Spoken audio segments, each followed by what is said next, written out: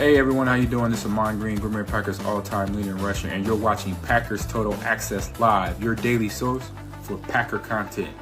Go Pack, go!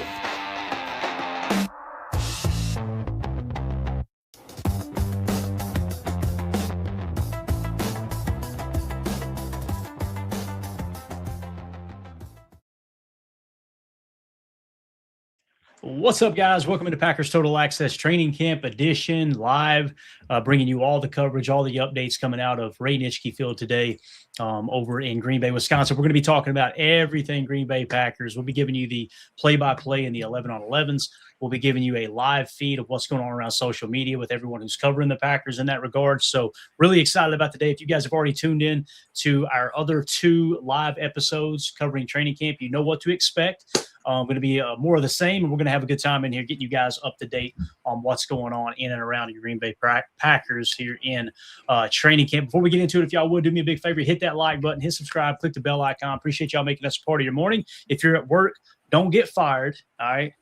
But maybe push the rules just a little bit. You know what I'm saying? Push them just enough, man. You never know. Like I said, you get bubble guts. Got to go to the bathroom for an hour and 20 minutes, hour and 40 minutes, whatever you got to do. Do your thing. Jacob, you ready to go around the league real quick, get some updates? And obviously, Matt LaFleur was just at the podium. We'll get all that information as well. How excited are you this morning, man? I'm ready to go, man. I'm excited. I think the chat's gearing and ready to go. It looks like we got a lot of people filing in here already. I saw some people saying they're hiding in their cubicles. Look, we didn't tell you to do it. Yes, we did. So anyways, yeah, just like Jen said, bring the earbuds. Yeah, got to get creative, man. It's going to be fun. We're going to have a good time. Got the ear pod in at work. Shh, I told you guys. There you go. What's up? Appreciate you. Silver Fox, a.k.a. the artist formerly known as Chris. So a little bit of news around the North we'll hit on first. This broke not too long ago. I want to be very clear here, man. I am not a fan that roots for injuries on other teams. I don't care how much I hate the other teams, how much I hate the other players. And I'm of the opinion that I would rather play a team at its strength rather than them be banged up. But the Chicago Bears continuing the trend here across the league. Jacob, man, there's been injuries like crazy this training camp so far. We talked about them over and over and over the last few days. But Ari Miroff tweeted out Bears safety Kobe Bryant, who signed a 3-year, $40 million deal this offseason, was carted off the practice field today with an apparent knee injury per Adam Hodge. So yesterday he was making highlight reel interceptions, right? I remember the Bears team social media account tweeted it out, showed him with a high point in the ball and intercepting a pass there in practice.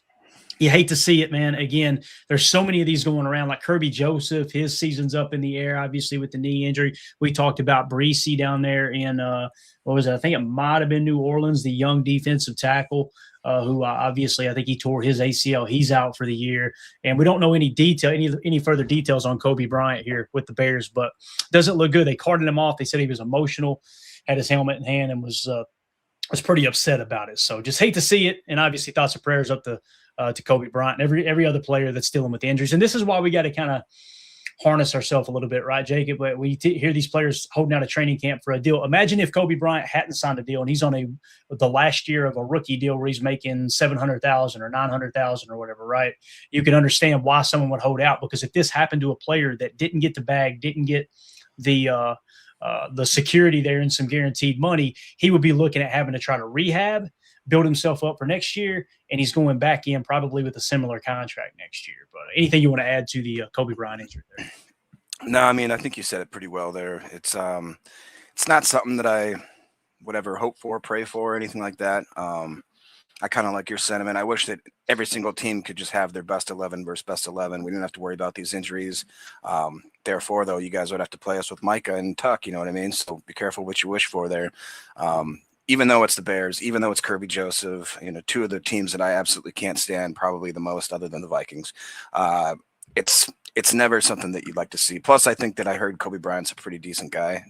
So I've heard the same thing. Artie's a phenomenal human being. So that's I don't want to see that. And then you always think that you can tell how bad it is by the player's reaction, and the way that he reacted doesn't sound like it's a very good situation there. Right. Mitchell's mommy in the chat says, do we have any details on the CV injury? I do like Cisse getting time to shine, though. So Tom Silverstein tweeted out, this was from Matt LaFleur's press conference, okay, just a few minutes ago. Packers coach Matt LaFleur said that cornerback Carrington Valentine has a leg injury and will not participate today. Didn't seem interested in giving any more info than that. Now, I will say this about the injury, for what it's worth. To the best of my knowledge, he did not go into the locker room and stay in the locker room or get any extra tests, I don't believe. It looked like he was on the sideline yesterday holding his helmet. So sounds like it's more preventive than anything. However, Matt's not going to give he's going to give as little detail as he possibly can. Obviously, that's what good coaches do. You don't want to tip your hand and all that good stuff. And the other thing, too, is like, I remember way back in the day with Tom Coughlin sticking his foot in his mouth down in Jacksonville talking about James Little Man Stewart. And basically said there was nothing wrong with him. Like, I don't know why I'm practicing. If you go with that approach and you try to minimize it and the player's truly hurt, now it makes them look soft. It looks like they're not doing everything they can. So it's just best to keep your mouth shut. And I know us fans, we get frustrated when the coaches and the reporters won't say much about details in that regard, but that's why they do it, right? There's really no positive that comes out of giving extra details on the injuries. So, let's see what else we got. There was something else I wanted to hit on here real quick. Actually, let's just go ahead and get into the rest of the updates here in terms of Matt LaFleur's presser. So we'll just kind of scatter shot here. Wes Hockwitz says LaFleur says no one-on-ones today, but maybe tomorrow. Carrington Valentine has a leg injury. He won't practice today. So it sounds like he may practice tomorrow. So that kind of reaffirms what we just said, that it's probably not as big a deal as some of us are worried it might be, right? And then he goes on to say, let's see, everybody just kind of giving the same update. I love it. By the way, Zack Tom has changed his last name. This is a story that kind of broke yesterday in the locker room. They asked him about it. This is exactly what I thought too, man. David Bakhtiari just tweeted out, and I'm going to butcher the last name. I'm not even going to attempt it, but it basically goes back to his Nigerian roots, right? And I absolutely love this. I've had family members or I have friends that found out, hey, this person was adopted in my family line, and that wouldn't have been my last name. It should have been this, and they've had their name changed back to, what it should have been. But anyway, an easy way, this is what I'm going to say until Zack Tom says he doesn't like it, but we used to call David Bakhtiari Bach, right? D-Bach. We would say that too. David Bakhtiari actually tweeted out D-Bach, handshake, Z-Bach. So I like it, man. Z-Bach for Zack Tom, obviously. Do you know how to pronounce the last name, Jacob? Not that it really matters right off the bat, but I thought it was Bako Buweli, but all right, got it. I probably just butchered that. I'm about as white as the driven snow, so we'll see. right. I love it though, man. I know there were some people that got upset about it. That's stupid. Okay, cool. Man, I don't care what people. I don't care. That stuff doesn't bother me. What people want to call themselves, or they want to do a name change, just like the Chad Ochocinco. Sounds kind of silly, changing your last name to 85. If that's what he wants to be called, call him that, right? I never did get that, but I know this. It's pretty cool that he done a little bit of digging and learned about his family heritage. I'm all about ancestry. If you guys don't know, I am a nut for that stuff. I got digging into my ancestry, and it got ugly quick, Jacob. There was like your family was moonshiners, just like mine, right? Yes, bro. My great grandfather, there was no trace of him. I'm like, what the heck happened to this cat, right? And I go digging. He went to prison twice, killed his uncle, and actually got shot and killed himself in his 40s, I believe it was. So it's like that explains why I never got to hear about the guy, right? Yeah. So, yeah. But we actually were able to find his unmarked grave over in deep in the hills of a place called Happy, Kentucky. That place ain't very, I'm just going to tell you, it ain't very happy over there. I don't know why they named it that, but anyway. So with that being said, go ahead. Anything you got in the chat, I'm going to continue to hit refresh here. I'm sure the gang is on their way over to practice already. Yeah, Chad Ink was just coming in saying he heard that the dentist, DDS, got a little too close the other day and actually touched Love. Big no-no. I mean, hey, man, the rookie's trying to show that he's got the juice and everything. But, yeah, definitely you want to make sure that you stay away from red means hot. I learned that as a kid. Don't touch the stove. All right. But I like the effort that he's shown. He's just got to learn how to pull up a little bit. Luke Hunt, 419, says, well, Jen, I'm definitely worried about Smack, talking about Trey Smack. He has zero competition now. Kickers lost a ton of games last few seasons. Hopefully he pulls it together. I was pretty surprised that they let Haversick go. That was a very, just because we've kind of seen this before where, again, kind of to Luke's point, I like having the competition. That's the whole point of having that pressure on you, especially as a kicker. I mean, that's one of the loneliest places to be in sports, other than, your pitchers, your goalies, that kind of thing. Even though it's a team sport, that one's pretty interesting. And then the last one here we got is Mr. J. Lewis. Says, always sucks to see players go down before the season starts, especially with serious injuries, no matter who they play for. That, to me, I think, if you get injured in the season, I understand that's just sometimes the way the game's going to play. It's a vicious game. But even, just doing drills or something, like, I remember, who was it, Navarro Bowman, or was it that just literally was jumping right on the remember he came off the sidelines and like ripped his ACL or whatever it was? Yeah. Who was that? Was it Navarro? I don't think it was Bowman. It was the other, it wasn't Patrick Willis. But it was the other stud, right? Yeah. I think he signed with Seattle last year. I can't believe we can't remember. Dre Greenlaw, right? Was it Greenlaw? I think it was Greenlaw that happened. I'm sure Chad will let us know here in 2 Yeah. seconds. Yeah, that was horrible. It's like, golly. Because it was one of those reactions too, he knew right away. Like, as soon as he hit the ground, he knew, and then the other guys knew, and it kind of took the wind out of their sails at that point. But and that's, again, what I think that's nice to think about. Not nice, but at least we should look at the way that the body reaction from CV is that he didn't go right in. He didn't start pouting right away. I'm sure he was upset, but it sounds like that hopefully this is going to be more of a preventative thing. But absolutely, man. Completely agree. So we got some other information. Now, if you guys have followed the channel, this will not be new news to you guys and gals, because we've talked about all offseason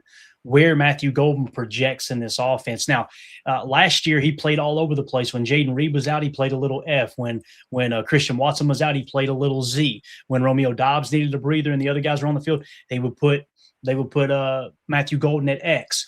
You got to kind of look and see, all right, what does a player do well? Where do they fit in with the scheme? And what are the other strengths of the offense in which you don't want to force a square peg into a round hole just because this player looks better than others. Put guys in terms of deployment where they need to be most effective, right? So Jordan Love spilled the beans a little bit yesterday, and it's very subtle.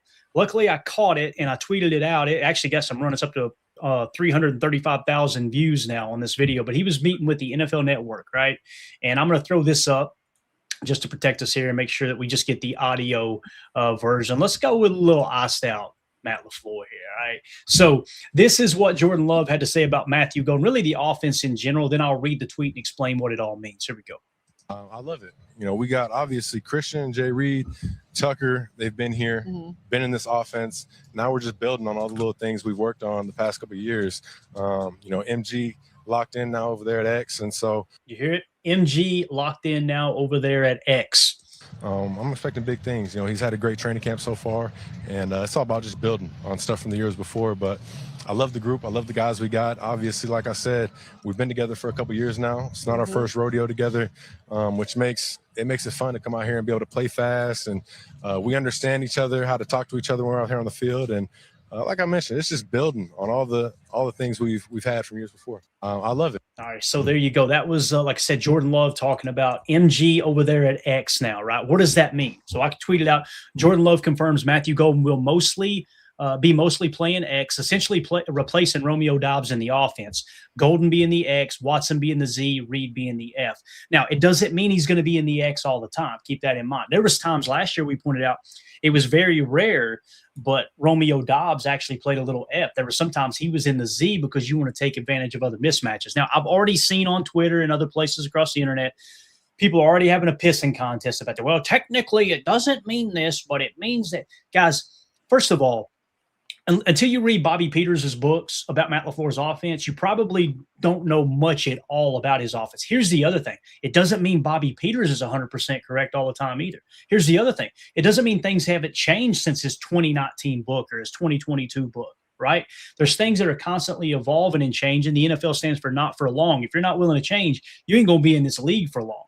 It's constant recycling of ideas and old passing concepts, old route combinations, old stunts, old, run blocking schemes, and melding two different run blocking schemes together. All these things are just constantly evolving and changing.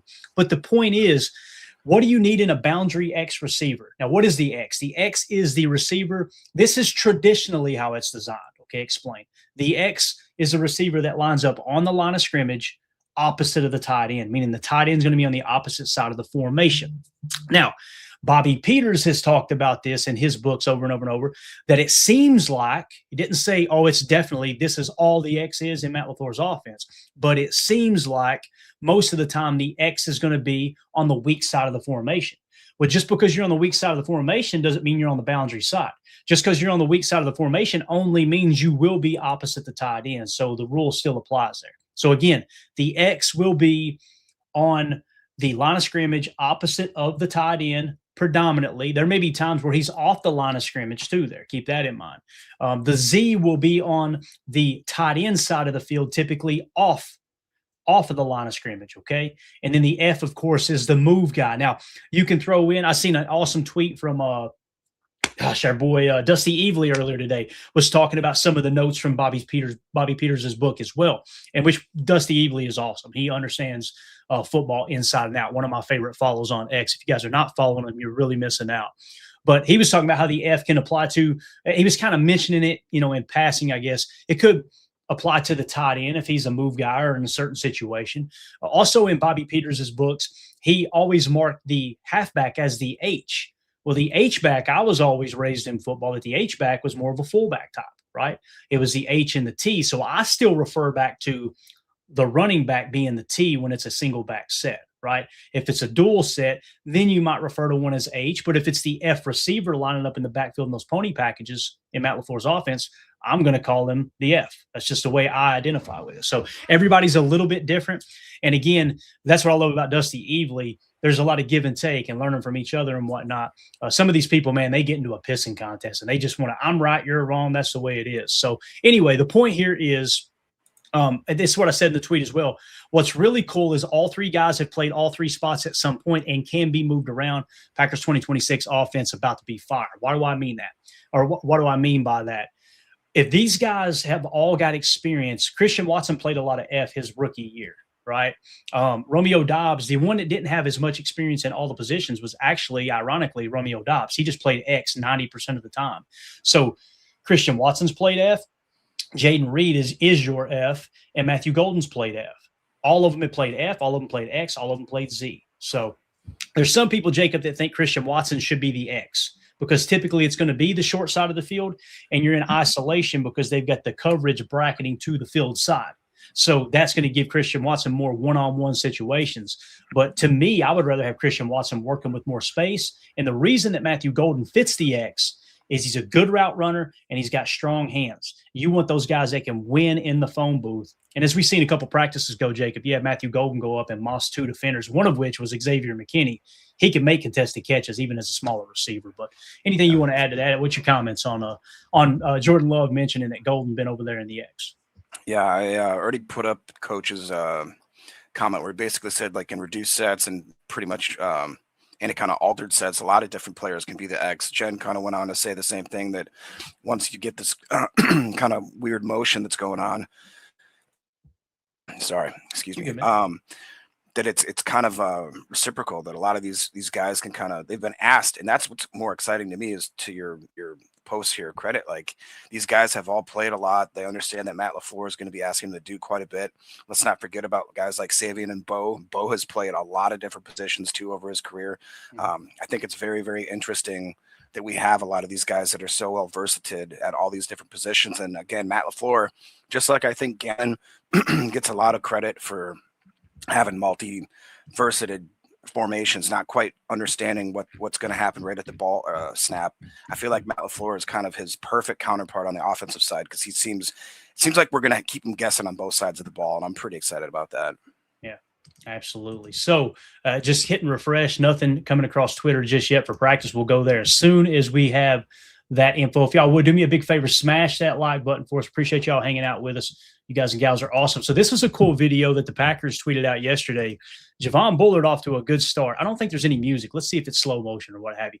Watch Bull punch this ball out. And notice back here, who is that man right there? That's Bobby Babbage watching on. The short's a little bit short for me, Bobby, but still respect the game out there. Here we go.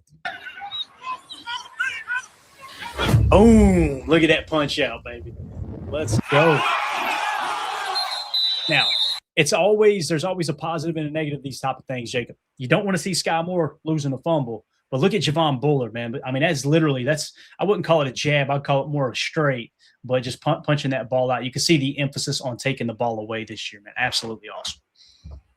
Yeah, I'm pretty excited. I mean, you guys know how much I love Bull if you've watched any of the draft coverage, this last year. We got a little nervous his first year just because it seemed like he wasn't quite putting it together.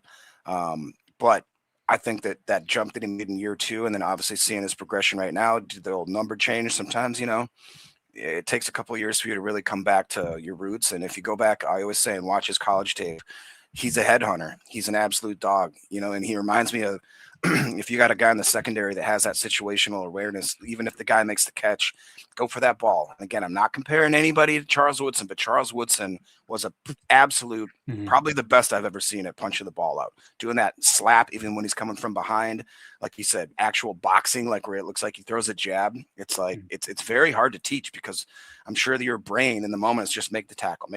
If you're that type of player where you have the FBI, where you can actually take a split second and realize I can actually jab that ball out, it's a pretty encouraging sign to me, at least, that Bull's going to be taking that next step.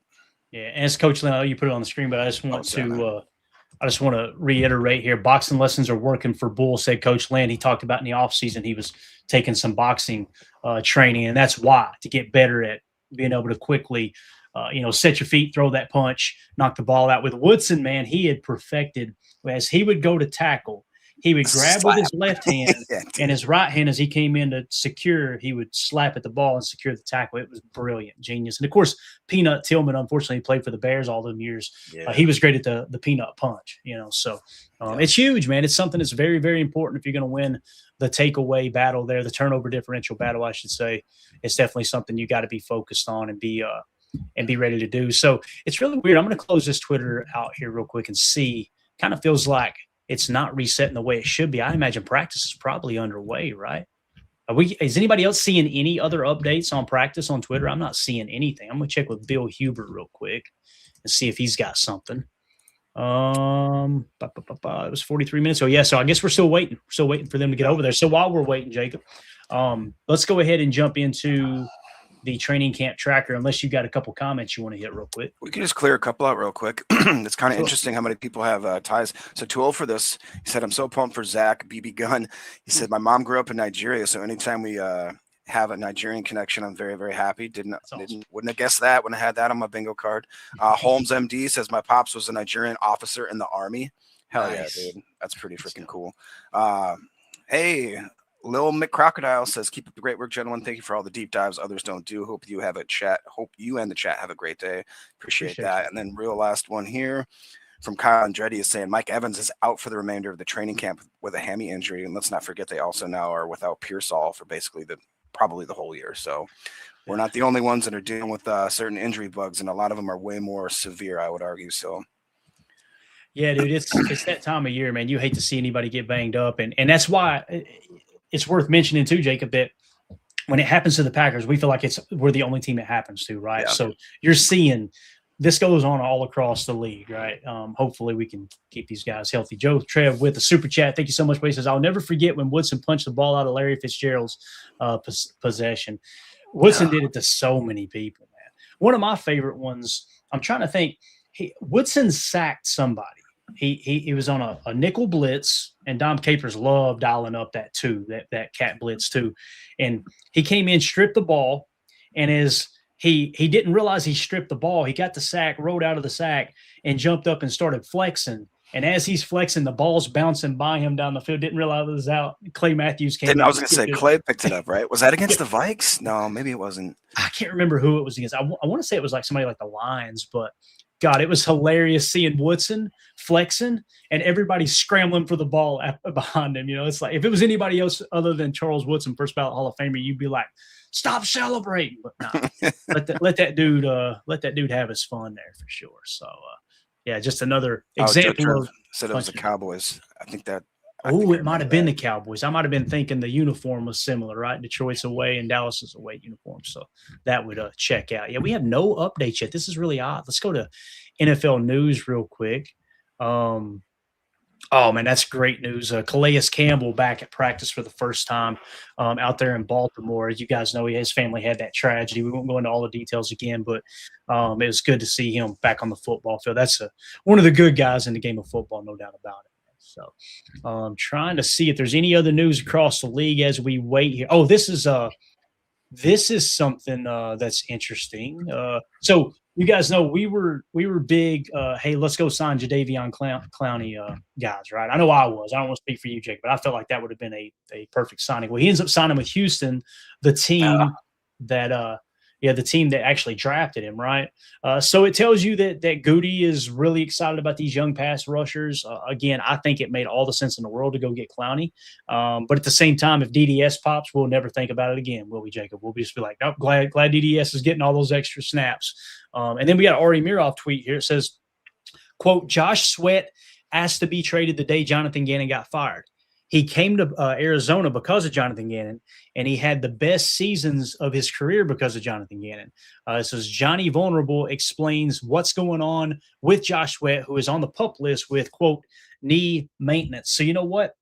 I'm going to put this up here, and let's play this because Josh Sweat, if you guys haven't been keeping up this offseason, I know most people have, Josh Sweat actually – the rumors were the Packers made an offer to trade for Josh Sweat, right? So this seems to be some of the latest around Josh Sweat, and specifically around this man right here, Jonathan Gannon, who seems to be the reason that Josh Sweat is wanting to come to Green Bay. Did we lose? No, we still got it here. I think that'll cover it. Boom, there you go. Got to get that out there. So anyway, this was Ari Miroff. I think it was on his podcast, My Sports Update podcast, or NFL Spotlight with Ari Miroff. Here's what they had to say about the latest on Josh Sweat. And again, we're just waiting for practice to get cranked up. We'll get you guys all the details. Josh Sweat, there were rumors floating around about him not wanting to be there anymore because Jonathan Gannon's not there anymore. And obviously those two are very close. Any sign of that, or is he locked in for this year in Arizona ready to go? So we reported on our show first, and you can take this to the bank. Your audience can take this to the bank. Like, he has to be traded the day Gannon got fired. That was a very emotional day at the facility, and Sweat was there in Arizona because of JG, and he's had his best seasons because of JG. And I know that, like, the team was not good, but Sweat was good. 12 sacks, could have had more. Had his best season in Philly with Gannon. He has to be traded, and the team was like, no, we're not going to trade you. And so they had a window to trade him, and they didn't. And now they need to figure out a way to get him back on the field. He's been on PUP to open camp. He's not a player in the history of, his NFL tenure who's missed time. So it almost feels like this is deliberate. They won't come out and say, what it is outside of a knee. And they Michael LaFleur calls it maintenance. And who knows, it could be maintenance, but like he didn't. Got to keep that up there for me, brother, man. I don't know if I dropped it down or you did. I might have done it. Oh, my bad, man. You're good. Go ahead. Put it back up. Where did we get it now? I'll get it. Don't touch anything else there. On the I think it's because you're hitting the graphic, the like and share graphic. So yeah. See if we can get this to play. He didn't participate in the majority of the offseason. Like, he's around. I see him walking around with his helmet. Like, they need him. So, like, is this like, hey, you didn't trade me, give me a bump? Is this like, hey, I still want to be traded? They can't afford to trade him. Not right now. Like, if they were going to trade him, they would have done it in March, and they would have gotten, probably a top 50 pick for him, top 60 pick, and they would have allocated that to another edge rusher. They didn't do that, right? So I think he's very much on the trading block if this team is terrible at the deadline, because then you've got a year left on his deal. He is super productive. I think you could get a second round pick for him. Okay, so what you're seeing there, Jacob, it sounds like the conversation is now shifting to if he's going to be traded, it's going to be around the trade block or trade deadline time, right? So that's very interesting. The other thing that I got out of that I thought was really cool was it was a very emotional day in the facility when Jonathan Gannon was let go. Did you catch that? That says a lot about Jonathan Gannon, what the players thought about him, right? Yeah, that's I did catch that. That perked my ears up. To me, that gives me all the more hope in the world.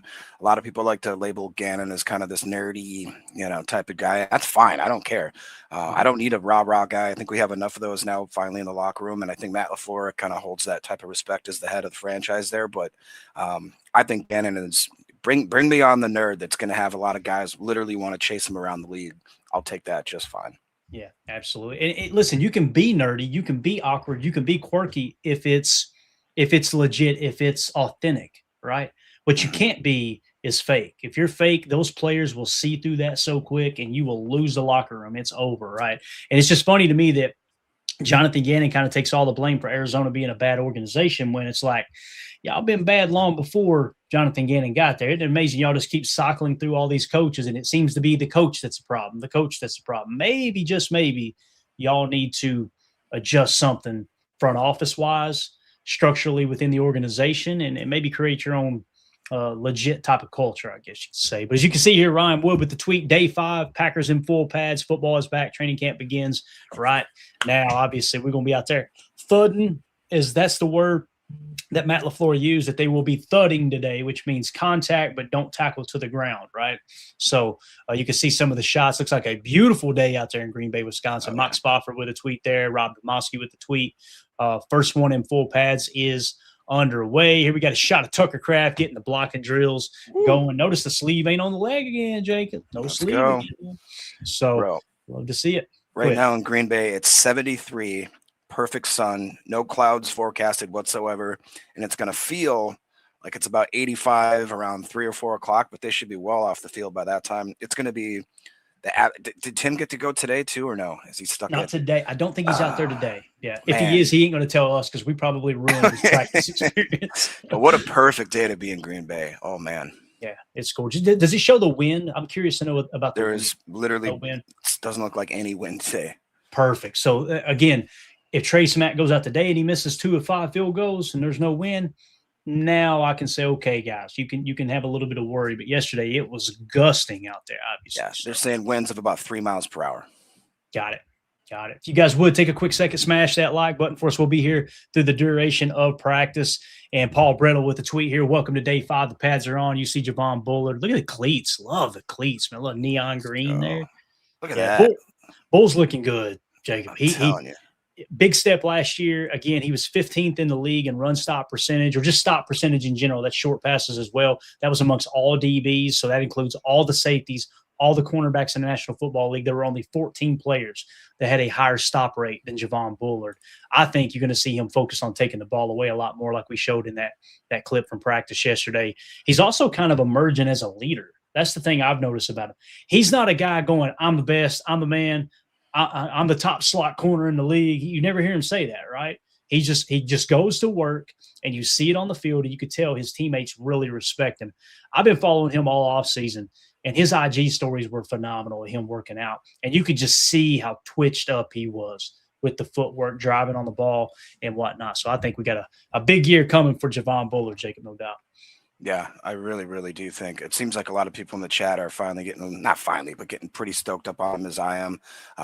Very, very excited to see his progression. And to your point, he just seems like he is he's a leader. And to him to progress the way that he has, I'm excited, dude. He's just going to be, once he puts it all together, this league is going to have to deal with a lot of talent in our secondary, dude. Yeah. Also, if you guys are watching on X, feel free to just go to YouTube and type in Packers Total Access, and you can actually interact with the chat. If you want to watch on X, that's totally cool. That's why we stream there. But if you want to get involved with the chat and see all the comments on YouTube, just hop over to YouTube. Make sure you sub to the channel over there. Sleeper NFL tweeted out Packers tight end Tucker Kraft out there in pads on this first padded practice day per Jordan Rodriguez. So Jordan Rodriguez in the house. If you guys don't know who Jordan Rodriguez is, make sure you give her a follow. She did the Play Caller podcast, or the Play Call. I think it was called the Play Caller podcast, like a 5-part series where it was the whole Shanahan tree, them talking about their upbringing back when they were the Piss Boys in Washington and all the way back to Houston, even before then, right? Like, it was just a phenomenal breakdown. But obviously Tucker Kraft being in pads is a huge thing here on day 5, technically, I believe. Jay Lewis with the super chat. Thank you so much, Jay.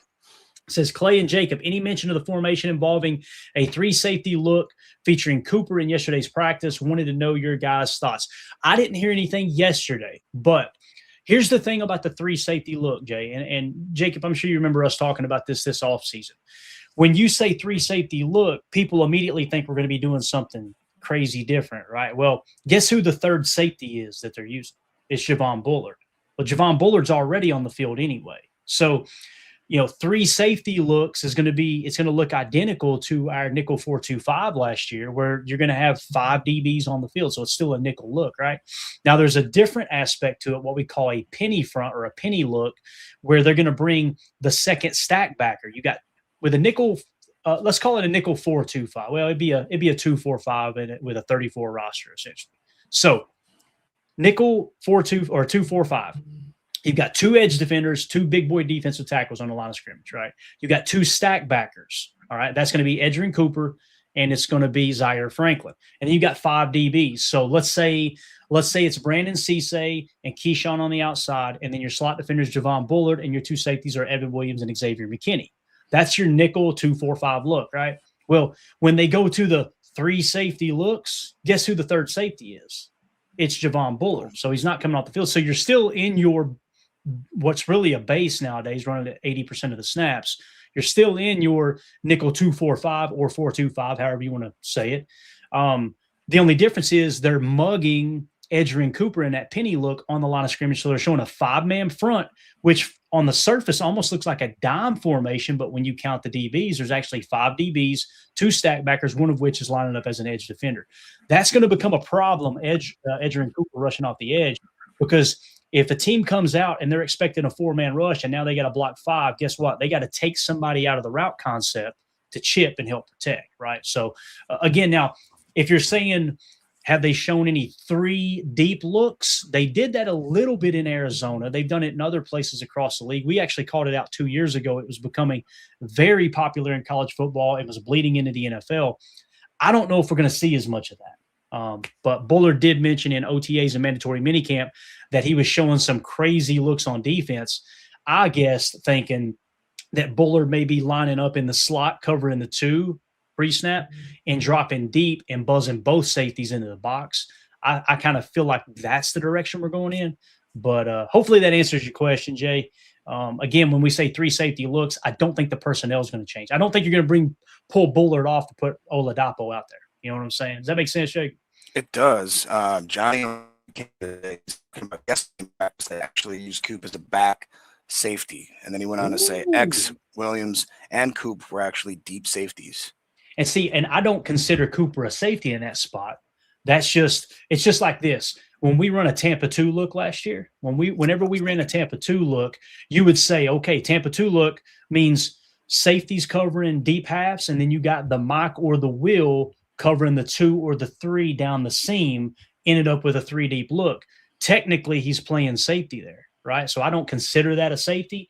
I consider that he's still playing stack backer. Now, if you're saying he lined up in a 3 deep look, and then maybe what they're doing is they're showing 3 deep safeties and they have Coop barrel down and kind of spur down on it, that makes a little bit of sense. So Coach says he heard that as well. So yeah. So to me, we used to have Quay dropping deep down the seam. It sounds like they're having Edgerrin Cooper drop deep down the seam, if that makes sense. So it's going to be interesting, man. Again, we won't know until 4 weeks into the season, and then we'll go, okay, that's what they were talking about with the three safety looks, right? So, and I approach it from how the offense approaches it. That's the way I look at it. The offense is not going to go, Edgerrin Cooper's out there, we got to prepare for a 3 safety look. They're going to treat him like a stack back. They're not going to go, Edgerrin Cooper's out there, they're going to bring a 5-man rush. They're going to treat him like a stack back. That's how you mix and match personnel, right? When the offense goes onto the field, there's a coach on the sideline that will say 11, or he'll say 12, or he'll say 21, and then we'll call out a code name and match that personnel. So if they're in a 12 look, the one thing that nobody's talking about that showed up on the tape for me in Arizona last year is when teams would run 12 and 21, they would stay in their nickel. That's odd, that's rare, because typically you'll match base. You'll go to your base 34 or whatnot. That might be too along the lines of what people are referring to, is that when a team goes to a 21 or a 12 set, don't pull Bullard off the field and bring in a stack backer, leave him out there and let him kind of play stack backer essentially. So hopefully that makes sense. But yeah, love the conversation. Thank you for the super chat, Jay. You're the man. We'll continue to hit refresh here and see if the guys are out on the field doing any other drills. Looks like they are, Jacob, as things are starting to heat up here a little bit. Let's go, man. We're getting into it now. Sounds like Jen might be there. She said that Mr. Sean Ryan can move a sled pretty darn good. So any other updates you want to throw in the chat, Jen? If you are there, let me know. Yeah, I think Jen's at work, I believe. She probably seen a social media post. I could be wrong there, though. Aaron Banks appears to have a management day, but Brant Banks' hamstring is off the pup in practice, and so Brant Banks is back. That was Wes Hodkiewicz that threw that tweet out there. So again, Aaron Banks having another management day here, so he's not going to be practicing again today. I know that's going to tick some people off, and listen, I understand. I completely understand that. Ryan Wood tweeted out, Packers rookie offensive lineman Jagger Burton has returned to practice. He's in full pads and doing individual drills, so we get Jagger back today, Jacob. That's great news, man. Yep, that's going to be really, really great for sure. And here we got a good shot. The pads are on, and this blocking sled took Tucker Kraft's lunch money is what it said. Matt Schneidman said, let's see him hit the blocking sled there. So Tucker looking good, man. He's looking healthy. Let's watch the drive and the legs here. Again, this video via Matt Schneidman over on X. Make sure you guys go give these everybody a follow here that's contributing. Let's see here. Let's watch it again. Watch the drive. Bang. Looking good. Looking good, man. So far, so good with Tucker Kraft and the injury, man. Hopefully he can continue to stay healthy. Raw Biz, our resident Lions fan, pointed out the Lions signed linebacker Devin White. I've seen that. You know, Devin White's one of those players that people either love him or they hate him. There's many people that think he's overrated. There's others that think he's a great football player. I'm kind of in the middle. You know, if it had been Bush, like, unfortunately for you being a Lions fan, us being a Packers fan, the Bush signing at linebacker for the Chicago Bears was like, that was a stud linebacker that was signed. But Devin White, you never know, man. He has played good football in the past. I think he's been overrated. That's my personal opinion. But I don't know what you guys signed him for. But whatever the price is, you know, obviously that determines whether somebody was, you know, overpaid or underpaid. For me, I've never been really, really high on Devin White. That's just me personally. So definitely an older guy, as Coach Lynn says there. But congratulations, though, man. Hey, you never know.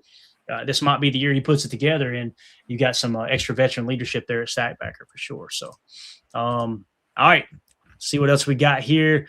Sleeper Packers tweeted out Lukas Van Ness looking like he's ready for his breakout season. So here we go, Jacob. We get us a good look at LVN working the bag a little bit. Yeah, he looks yoked up, don't he, man? That's a big dude. Hercules. I got to get that drop. Why don't we have that drop? I mean, dude, look at him. He's just him trotting, just not even really like looking like he's trying to do any sort of effort scares the heck out of me. I can't imagine when he's going full bore, barreling down against you. I mean, he's one of those guys. He's the get off the bus guy. We've talked about that many times. He is just an athletic specimen, dude. Yeah. Absolutely. And this is, I'm going to go back to Raw Biz real quick. This is exactly what I'm talking about, Raw Biz. White had 170 plus total tackles. To me, tackles are a very, very, very overrated statistic. That's just, and we'll probably disagree on that. Quay Walker, perfect example in Green Bay, always had a ton of tackles. The problem was, how many stops did he have, right? What was the stop percentage? And I don't know White's numbers. Maybe White had an unbelievable number of stops last year. That could have been the case. But with everything taken into consideration, tackles are just like 1,000 yards. Well, he's never had 1,000 yards receiving. I could care less about that. What's he doing on a per snap basis, right? Same thing with running backs. Well, they had this guy had 1,100 yards rushing, and he only averaged 3.9 yards a pop. They ran him into the ground, and they weren't effective running the football. You know what I'm saying, Jacob? Like, to me, it's a per snap basis is what really comes into play here. Yeah, no, I completely agree with that. Obviously, you know, you'd rather have him have at least a little bit of – he kind of reminds me of Zaw. Zaw had a lot of tackles, but he was playing on a defense that didn't really support what he was doing. So, to me, Zaw, though, was a little bit different because it seems like he's more downfield, you know, going to come up and make the play sort of thing. But, you know, I've went back and forth with what I think about Devin White. Joe Trev seems to think he's a good human. I don't doubt that whatsoever. Just – sucks that he has to go to the Lions, you know. Sorry, buddy. Yeah. Love it. Let's see. I'm going to try to pull it up here on NFL Pro, not put it on the screen, but I just want to – he's got me thinking now. Maybe he was phenomenal last year. I want to see the stop rate for – Did he bring it up because of the signing him just the 1 year? Yeah. The Lions signed him. Yeah, that's correct. Yeah. So let's see here. Season leaders. Let's go Stackbacker. All right. And then let's go qualified defenders only so we don't cheat them out of any rankings here. And then we're going to go 25. We have to go regular season because y'all didn't make the playoffs. Listen, don't hate me for it. So he said Devin White, right? Am I thinking right? Yes, sir. Okay, Devin White. It looks like he played for the Raiders last year. I didn't even realize he played for the Raiders. Let's see. stops. Now they're not going to give me the stop rate, but I want to see where he ranked in stops here. Devin White in stops. He had 472 run D snaps, okay? And he had 83 stops. That's a good number of stops there for sure. So, yeah, had a pretty good year last year. When you finished 7th in stops, now, again, the players that he's right there around only had 322 snaps, 376, 398. Put it in perspective.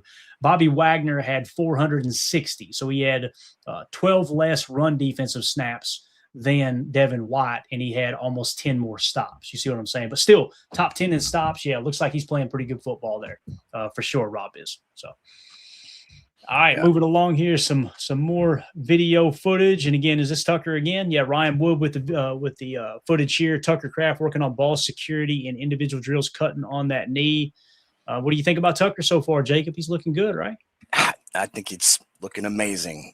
He went on to talk about, I know Jen brought it up in the comments, how the doctors were like, we've never seen a rehab like this. Like, basically said it's a miracle that your knee is as good as it is right now. And obviously, knock on wood, don't want to jinx that whatsoever. I'm just so excited for the world to really, really get to know who Tucker Kraft is. I think he's a star in the making. And with Travis Kelce eating that birthday cake, getting a little thick, you got the ascending guys like Brock Bowers. I would even argue Laporta's up there. I think Kittle's getting a little long in the tooth as well.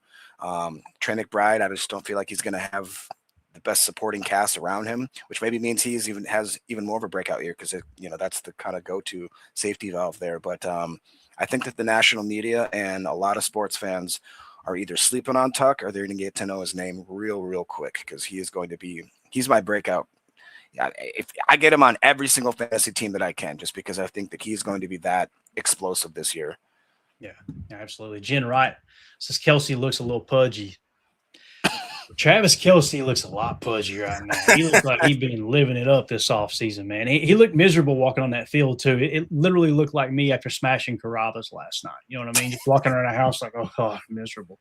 So, yeah, that's been a big talking point for sure. And then, of course, Chiefs fans are pissed off that Patrick Mahomes is out there doing everything right now, right, because he's coming fresh off the ACL. They're like, please don't let him practice. And he's out there running around doing 360s and stuff. So, Chiefs fans are all to hell right now, and that's hilarious. I just still can't believe that they got obviously Kenneth Walker. I think that's going to be a huge addition for them in the backfield for sure.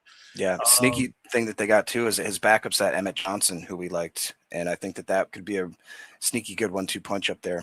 And then I forgot Pacheco went to Detroit, so interesting. Got it. Yeah. All right.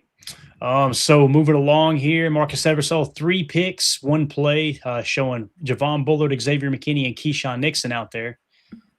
That's kind of a good example of what I'm talking about here. Can I? God, I hate to do this, Jacob. God, I hate to do it. Oh boy, here we go. Watch this drill. Now, Coach Lynn's in the chat. Coach, would this piss you off?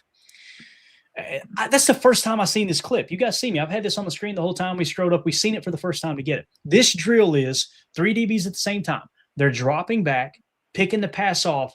The rule of the drill is catch the pass, flip your hips, and get upfield. Return the interception. You understand what I'm saying, Jacob?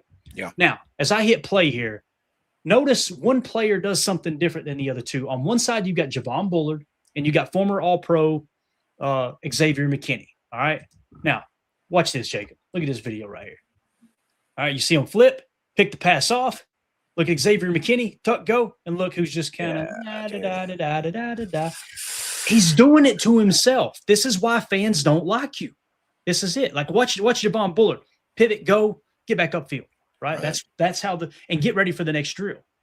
And he's just kind of all those on the pod. It's Keisean just kind of me go. Ooh, look at me. Yeah, I look cool. Got my bands on. I'm good to go. You kidding me? In the meantime, you got Xavier McKinney, who has every reason to do what Keisean just did. Right. Drive back through, get back upfield, right? If not more. I mean, show the young guys, right? Show the young guys. So again, man, he does it to himself. Ryan Wood with a video here.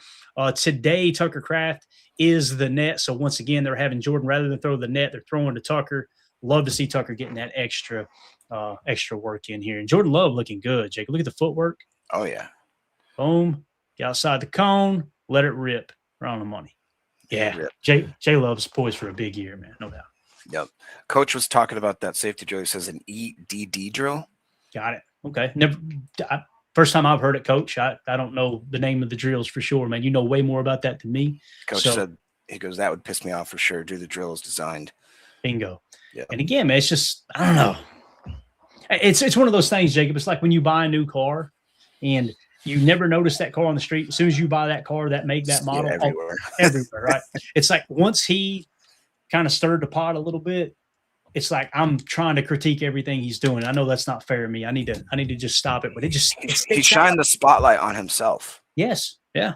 You know what I mean? And now he's wondering why is the spotlight following me? Because you did it. Went on stage and went, hey, light guy. Yeah. Look at me. I'm going to make an ass out of myself. Yeah, again, Jordan Love to Tucker Kraft here, man, looking good. Both guys looking healthy. Here we go. Wes Hykowitz with a little bit of information on the offensive line. Jacob Donovan Jennings opens at left guard today. Cisse is opposite of Nixon. It's early. It's really, really early in camp, but it's starting to feel like, Jacob, it's going to be Keisean Nixon on one side, Brandon Cisse on the other. I imagine the way it's going to line up is from the defense's perspective, Keisean will be the left cornerback and Brandon Cisse will be the right cornerback. And as you guys know, in this defense, most of the time, a large majority of the time, they're not going to follow receivers, right? You're going to just line up in your spot and understand all of your zone match and man match principles that you got to perform underneath Jonathan Gannon's tutelage there. So what do you think about that, man? Do you feel the same way? Do you feel like it is Brandon Cisse opposite Keisean as we sit right now? I do. I like what Adam's saying. He says, I hope Cisse and St-Juste look better. If they look better, then they start them. We've talked about that multiple times on this pod. We just want the best guys out there. Andy Mundy goes on to say, be careful, Key. You might just get what you ask for. That's kind of the vibe I'm getting right now. And, we haven't even started hearing. If guys like Damani Jackson, if they had any sorts of highlights or anything like that. I mean, I don't think Kamal's out there yet, right? Obviously, CV's dealing with the injury, but there's a lot of talent in this room where I feel like we just have to if I was in that, room competing against him, I wouldn't be lollygagging. I'll just say that. Steph goes on to say, what is CC Island? I keep hearing that. I don't know if we're ready to Cisse Island. I don't think I'm ready to give him his own island yet, but yeah, not yet. If that's a serious question, Steph, I don't know if you're joking or not, but if you aren't, there used to be Revis Island, Darrell Revis. They would call it Revis Island, meaning he would follow the number one receiver everywhere. And they would say, man, if you're stuck on Revis Island, you're screwed, right? You're not catching a pass that day. So I think there are some fans that are already saying Cisse Island, but I'm with you, Jacob. We pump the brakes. This guy's a rookie. We're not ready to give him his own island yet. So, and I don't want anybody to have an island. You guys know how I believe in defense, and it's been the last several coordinators obviously agree. I don't want to tip my hand and play man coverage. I hate man coverage. You guys know me. I despise it.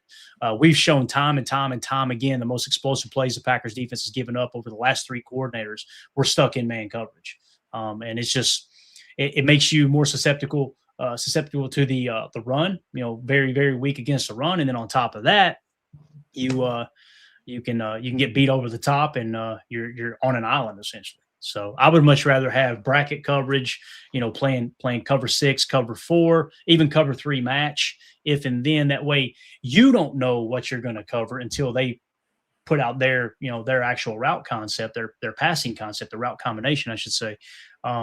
So therefore they don't know what you're going to do because you don't even know what you're going to do yet, right? If it's just okay, I'm playing man coverage, you can get your ass handed to you for sure. Christopher Cooper in the chat with 750 joules. Let him cook. Let Jordan Love cook. Appreciate you, Christopher. Thank you so much for the support. And look who this is, Clay. Emilio. I remember a guy like that.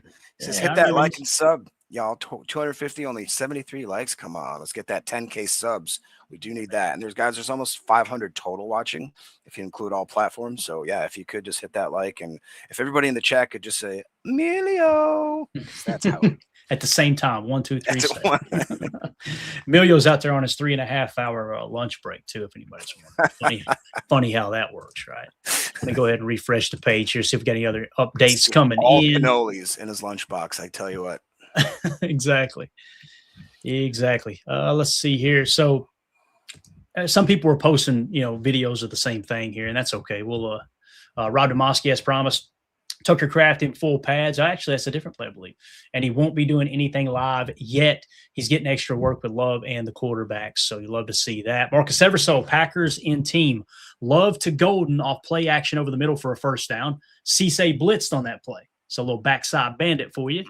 Toss left to Marshawn Lloyd for a nice gain. Let's go. So damn quick is what Marcus Eversole said about Marshawn Lloyd. Jordan Morgan out in front with a nice block. So there you go, man. Nice little positive. Jordan Morgan getting out there, lead blocking for Marshawn Lloyd. So far, so good on Marshawn Lloyd. Jacob, sounds like he's healthy this year, man. He's been a pleasant surprise. Again, knock on wood, I don't want to jinx that whatsoever. It sounds like that finally he's starting to put this together, because I've heard the same thing, that a lot of people are impressed by, I mean, he's very thick, but still by being lean and quick and very able to make those cuts. I'm very, very excited about the progression that he could take this team, because if we got a couple that 1-2 punch, man, we don't want to have Jacobs, having to play on a freaking broken knee every single week and him just gutting it out. And if we can spell him a little bit more and have that kind of change of pace back, I think that there's going to be another little wrinkle that the defenses are going to have to deal with in this offense. While you're looking up some stuff, Andy Monday brought up a great point when we were talking about Tuck. He said Tuck had 50 catches, 700 yards, and 7 tuds in 2024. He was good even then. I agree. If he would have stayed on pace and stayed healthy last year, guys, he would have been the best tight end in the league. People would have been putting a little more respect on his name, I'll tell you what. Mm-hmm. Absolutely. Soder in the chat. Don't jinx the Lloyd vibe, Clayton. I don't believe in jinxes, sir. A real man makes his own luck. Billy Zane, Titanic. So, you just got a Billy Zane quote in. That's right, baby. That's what you get here on PTA, and the viewers just dropped. All right. So good coverage by the defense here. Love has to eat it. Yeah, Brandon Cisse with late pressure, so it sounds like they are blitzing him off the edge quite a bit there. Jagger Burton in team with the 2s at left guard, says Wes Hodkowitz, Nice. Which, by the way, Wes Hodkowitz, man, him doing his training camp articles after each practice, if you guys are not following those, they're phenomenal. Man. Just Wes Hodkowitz, one of my favorite guys covering the Packers. Jagger Burton in team with the 2s at left guard. So it sounded like he took a step back, right? They're letting Donovan Jennings get his shot at left guard today. Let's see how quick Jagger Burton can work back from that hammy and get back up there running with the 1s while Aaron Banks is having a maintenance day. So Jagger Burton, man, to me, it's early, but I feel like right now he's got to be your backup swing guard, right? I mean, do you feel like that too, or do you think maybe the buzz out of OTAs and mandatory minicamp maybe misled us a little bit? What do you think, man? Yeah, I don't know. I think it might just been that he missed a little bit of time, and coaches kind of just rewarding guys that have had a little more, grit, being able to kind of just go out there. And I like Donovan Jennings. I think the John Williams thing is interesting to keep an eye on. Guys that actually have a little bit higher draft capital that we spent on them, just giving them a shot. I like that. This is the time of year to do it. Filter in and out these guys and see if they've made this type of progression. We always talk about how we don't really just want him. We don't want to slate this guy in because we've either paid him this much or we drafted him at this point. I want to see them literally put the best 11 out there at any time, especially on the offensive line where we know we could use some improvement, some more stability. I don't care who it is, as long as it's not Glover. No, I would love it. If it's Glover, I would be over the moon. And I know you guys know who else would. He's listening right here on his 5-hour lunch break. He clarified that in the chat. It's not just a 4-hour, a 3-hour. It's a 5-hour Clay. There you go. Well, we appreciate the honesty there. And Andy Monday said, I got a sinking feeling about that Billy Zane quote. Oh, no. I see what you did there. I see what you did as well. Love it. All right, let's see what else we got here. Rob Demoski kind of reaffirming what Wes Hodkowitz said there. Rookie Jagger Burton's back doing team with an opening day hamstring injury. He's at left guard with the number 2 line. Ryan Wood tweeted out Jordan Morgan with a great kick out block versus Brandon Cisse, who again is getting rep with the 1s. All right. Morgan reaches Cisse on a perimeter, leading Marshawn Lloyd on the toss. That's a play we were mentioning a while ago. A little bit of this will be redundant, but we'll get in a little more detail out of each tweet.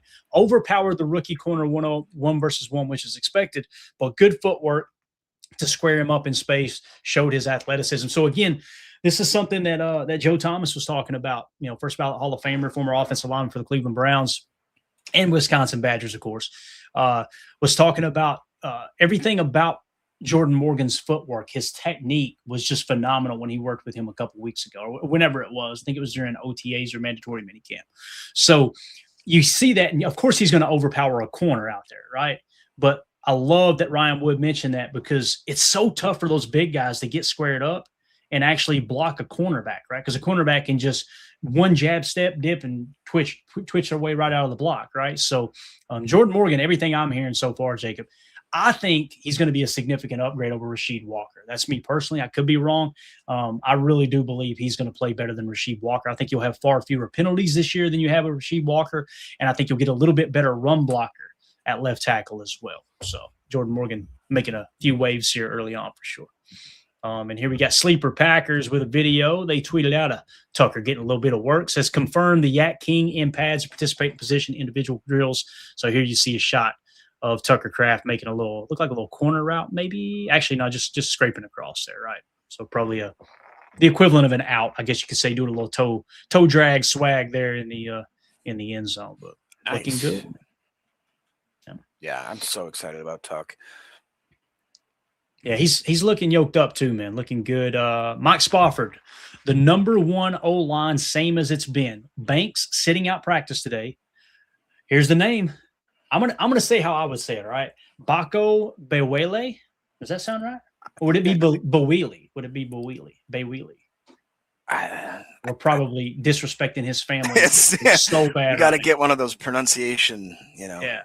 So we're going to call him Z-Bach, all right? So Z-Bach not doing team drills yet, okay? So they're still holding him out, obviously, until he's ready to go 100%. Cisse in for Valentine with the hammy on number one defense and a few plays in. He gets the love on the blitz, what we talked about. Love to Golden on a comeback, starts it out.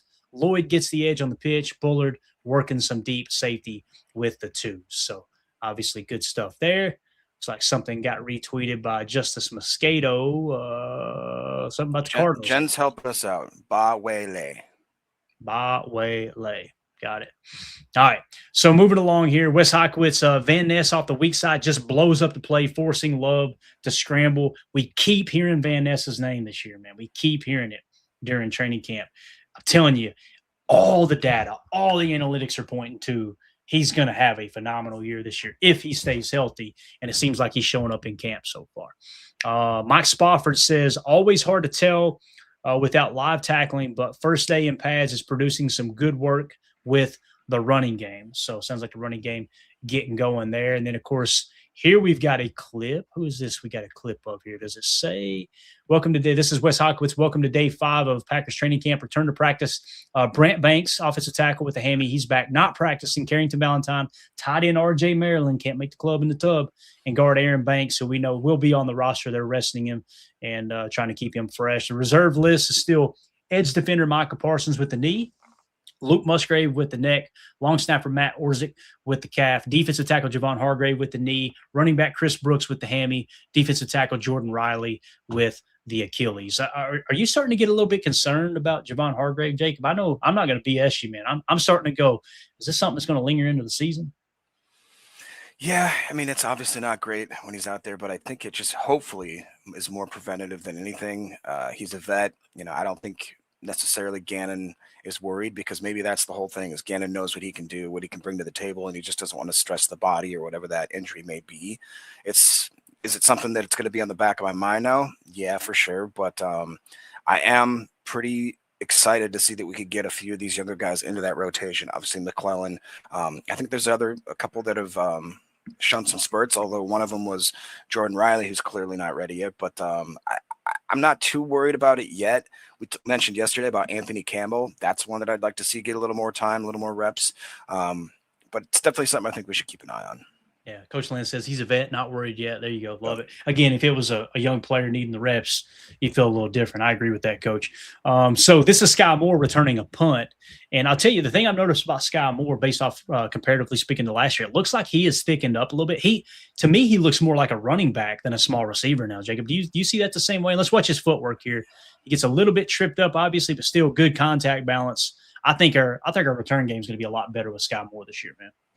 Yeah, that's like you said, he does look more kind of like a running back. But I mean, what was his measurements? I think he was only like 5'10", 5'11", something like that. But he looks a little bit shorter than that. I could be wrong, but he's always been kind of thin and short. This to me looks like he's a little bit stalkier. But again, this was a guy that was a top 10 kick returner, top 10 punt returner last year in terms of, I believe it was yards per per punt return, per kick return, right? Which you guys know we put a lot more stock into that than overall total yardage. So again, Sky Moore, I think, is going to be an improvement for special teams for us. I got him listed at 5'10", 195. So he's a thick bowl of oatmeal. There you go. All right, if you guys would do me a big favor, hit that like button. Appreciate y'all hanging out with us. We're just going through all the updates there in Green Bay, showing you some footage when people post videos and whatnot. But this has become kind of a tradition here at PTA. Every training camp, when we get a chance, we will go live during the practices, get you guys all the information in real time. But really, really appreciate everybody hanging out with us. Marcus Eversole tweeted out, Lukas Van Ness beat Kennard off the left edge, right tackle, okay, for a sack. So LVN rushing off the left edge, beating Darian Kennard, who's in for Zack Zebach. All right. Although Love gets out of that poopy a lot, at least a pressure was counted there. So that is true, man. There's nothing that Jordan's better at than just he'll fade back, step up, and out to the right, and just watch the edge rusher go right by him, right? So Love with a dot to Watson over the middle between Franklin and the safety. Pretty play, gain of 20-plus yards. So there you go, Jordan Love with a dot to Christian Watson. And again, Love that's kind of that one of those tweeners, Jacob, underneath the safety and over top of Zaire Franklin. So, and that's not Z's strength, right? We've talked about that. So Jordan Love to Watson, man. Hope we hear that a lot this year for sure. Absolutely. Like I said, the funnest part about going into the season with no real expectations is that I have expectations for everyone. So, I look for a guy like Christian Watson to absolutely become a household name, because a lot of people have been crapping on this guy since he got in the league. And I always go back to that first bomb that Rodgers put him right on the dime when he was playing in Minnesota. If he catches that ball, the whole narrative about Christian Watson is completely changed. I believe that to my soul. And people, he's worked so hard, then the injuries come, and he's had to overcome that adversity. And I think that once he puts together a solid season, a full season, if he can play 15, 16, 17 games, he's going to be a household name. I think that he'll be leading in multiple categories, which he kind of already has. And a lot of people don't give him his flowers in that, but I'm very, very excited to see Christian Watson put everything together. And I think the dynamic between him and Love, obviously without having Rome and Dontavian, is going to be a lot more explosive and a lot more fluent. His receiving is tough. It is, Brett. It is, Brett. Marcus Eversole with the tweet, Dani Dennis-Sutton swallows up Lloyd in the backfield. Absolutely nowhere to go. Still don't know how the F he fell to the fourth round. Completely agree with that, man. That was just mind-boggling. He was sitting there in the fourth. St-Juste came free on a blitz for a sack of Taylor. Play continued, and he threw complete to Sky Moore. So obviously it would have been a sack. They let the play out. And so what you're seeing, man, St-Juste, Brandon Cisse, we've seen Keisean a couple practices ago. Jonathan Gannon dialing up some cat blitzes big time at that cornerback position. So something to keep an eye on there for sure. Moving along here, Mike Spofford says Love play fake to nobody as Jacobs went into pass pro mode, but he connected with Watson on an in-breaker anyway. Watson's speed could have turned that into a big gainer. And then, of course, he mentions the DDS blowing up the play in the backfield as well. So just the play that's the one we watched earlier, right? So that's just being retweeted by Paul Brettel there. Here we go, Ryan Wood. This is probably from earlier as well. That's Cam Azir retweeting that out. Let's see what this is. Matt Schneidman tweeted out about an hour ago. Matt LaFleur said one of the things he's most disappointed with so far in camp is how close pass rushers have gotten to the quarterback. Emphasized in team meeting this morning that nobody should be sniffing the quarterback, no reaching for the ball when the quarterback has it. So Matt protecting QB1 out there, Jacob, like, hey, can we please calm down here? Because that's the last thing we need is obviously somebody getting too close and then Jordan Jab stepping out of there and then banging a knee or something, that would just be, oh my gosh. So I love that Matt LaFleur is keeping his eye on that situation there. Yeah, and it's one of those double-edged swords. It's like these young guys, they want to go hard and they want to show that they've got what it takes, and then they have to learn how to pull up at the last second. Let's maybe not make it the last second. Let's maybe make it like 2 seconds and then just completely, if you have to, literally dive out of the way. Yes. Just so you don't even come. And I'm not even joking. Like, just completely avoid any kind of collision whatsoever. We've seen it in the NFL year in and year out that like you said, Clay, just like knocking your knees together the wrong way or whatever, just stepping on their foot. You know what I mean? Having a turf toe situation or a broken toe could lead to weeks and weeks of lingering issues. And then, that's a great way to get yourself not on the 53 or the practice squad. If you go there, it's also a great way to do that. You're going to get your ass kicked in that. That's right. Well, I tell you, Exactly. you want to be the most hated person on this team. Go out there and hurt QB1 in practice when they say stay away from the QB. I promise you that somebody's getting their head smoked if that happens. Yep. No doubt about it. So this is cool. Ryan Wood tweeted out Christian Watson just beat Keisean Nixon on a slant from the right side. Jordan Love hits him in stride for about 35 yards, hit him in stride, and he's going a long way. So there's Christian Watson picking on Keisean Nixon a little bit there in practice with the slant. And then let's see what else here. Wes Hockowitz says Golden and Watson have motion in the middle of the field during first team period. And he quote tweeted Mike Spofford that said third down, comeback route to Golden works again, as does an in-breaker to Watson, but defense wins out to Moore and seam to Melton, both incomplete. So it sounds like they win the actual the out there. So yeah, Emilio with the what is that from? The Replacements, right? Red means stop, like street light, right? That's right. I got you the ball. You got me the ball. I got you the ball. Go sit down. What was his name, Amelia? You remember his name, Jacob? What was that guy's name? The guy who played he was the cop that was ended up being the linebacker. Always reminded me of Teddy Bruschi in the movie, to be honest with you, man. It's like he's a famous, oh God, what's his name? He's a famous director too now, which is funny. Real big friends with Danny. That's it. Go sit down, Danny. God, I love it. Love it. Oh, it's so good. All right, so moving along here. A couple participation notes. We may already have this information. We'll hit it anyway. Rob Demoski tweeted out. Offensive tackle Brant Banks with the hamstring has returned. New DMPs, Carrington Valentine, RJ Maryland, and Aaron Banks, which we did hit all that. So we're all up to date. There, you got anything in the chat you want to hit, Jacob? We pretty much caught up there, man. Yeah, we could here. Just a little bit of highlight, just because the Lions fan gives us a lot of love. We were talking about how some of our guys look a little thicker this year. Mm-hmm. He says that J-Mo looks like he's his number one in camp because he's been insane and he's added 10 pounds of muscle. That was my biggest thing about him, was that he was so frail. And he felt like that's why he couldn't put some stuff together. But honestly, that kind of worries me because he's always had the talent, man. He is an absolute beast. So and you got a great 1-2 there for sure. Steph loves Green Bay, says, I'm a little worried when I go to the Packers-Bears game, more about the fans in the stands. I've never been to a Bears game, but if I had to guess, this year they're going to be a little more angry and a little more, let's say, Scared money don't make money. I don't want to cuss, but have you ever been to Soldier Field, Clay? I have not. I have no desire. I've heard it's a dump. I've heard it's one of the worst places to watch a football game. I've heard you can't get in and out of the stadium. Basically, it takes you forever. Yeah. That's a shame.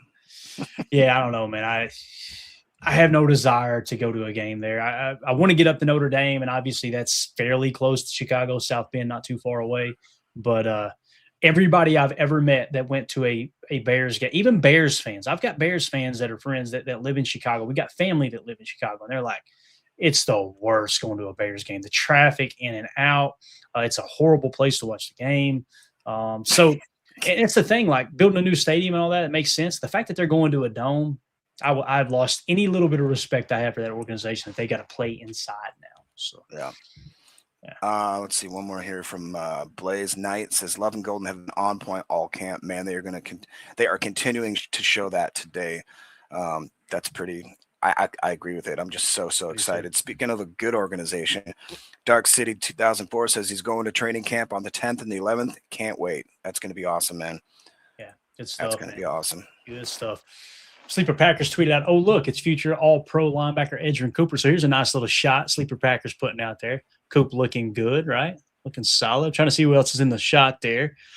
We got Nyman back there. Seen Christian Welch in the fold. You see the DBs in the background. All right. Good crowd out there, too. And you can see, man, just judging by some of the flags that are a little bit better mounted, but you don't see like any crazy wind for sure. So I'm excited to see what Trey Smack does. What do you think about Edgerrin Cooper this year, Jake? You think he's going to have a big year, man? I really do. I think the addition of Zaire Franklin is going to unlock him. The fact that he doesn't have to do so much mental stuff pre-snap. I think Hafley used to always talk about we don't want these guys thinking, we want them reacting and playing. I think that's going to be a lot of what's going to help him have an absolute stud year.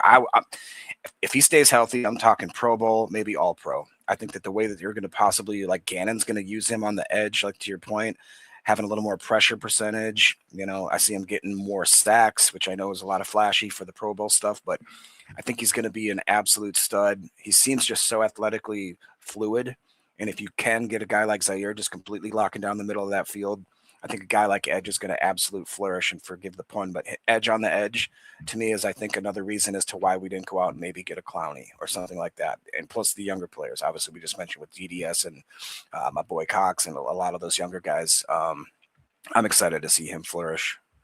Just combing through some of the other news around the league. If you guys would do me a big favor, man, smash that like button. Let's see if we can get to an all-time high here in likes. Appreciate everybody hanging out with us as we're about to crack 500 live here. So Pro Football Talk tweeted out the Broncos have, quote, frustration with the slow process of getting their new stadium built. So obviously they're going to have a new stadium out there in Denver. That's another one going to a dome. Used to be one of the great cold weather stadiums. So no more snow flying out there. Absolutely horrible. That's crazy. Sleeper Vikings tweeted out, and this is a quote, all right, from Adrian Peterson on J.J. McCarthy's chance of winning the Vikings QB1 job, okay? Quote, in my eyes, based on what I've seen from JJ, it would definitely be a surprise. That's not to take anything away from JJ. I feel like he's still a young quarterback. He's only been around 2 or 3 years, and he was injured the first year, but I feel like he has a lot of growing to do. That was Adrian Peterson on J.J. McCarthy. J.J. McCarthy catching strays, and you could tell AP trying to be nice there, man. Right.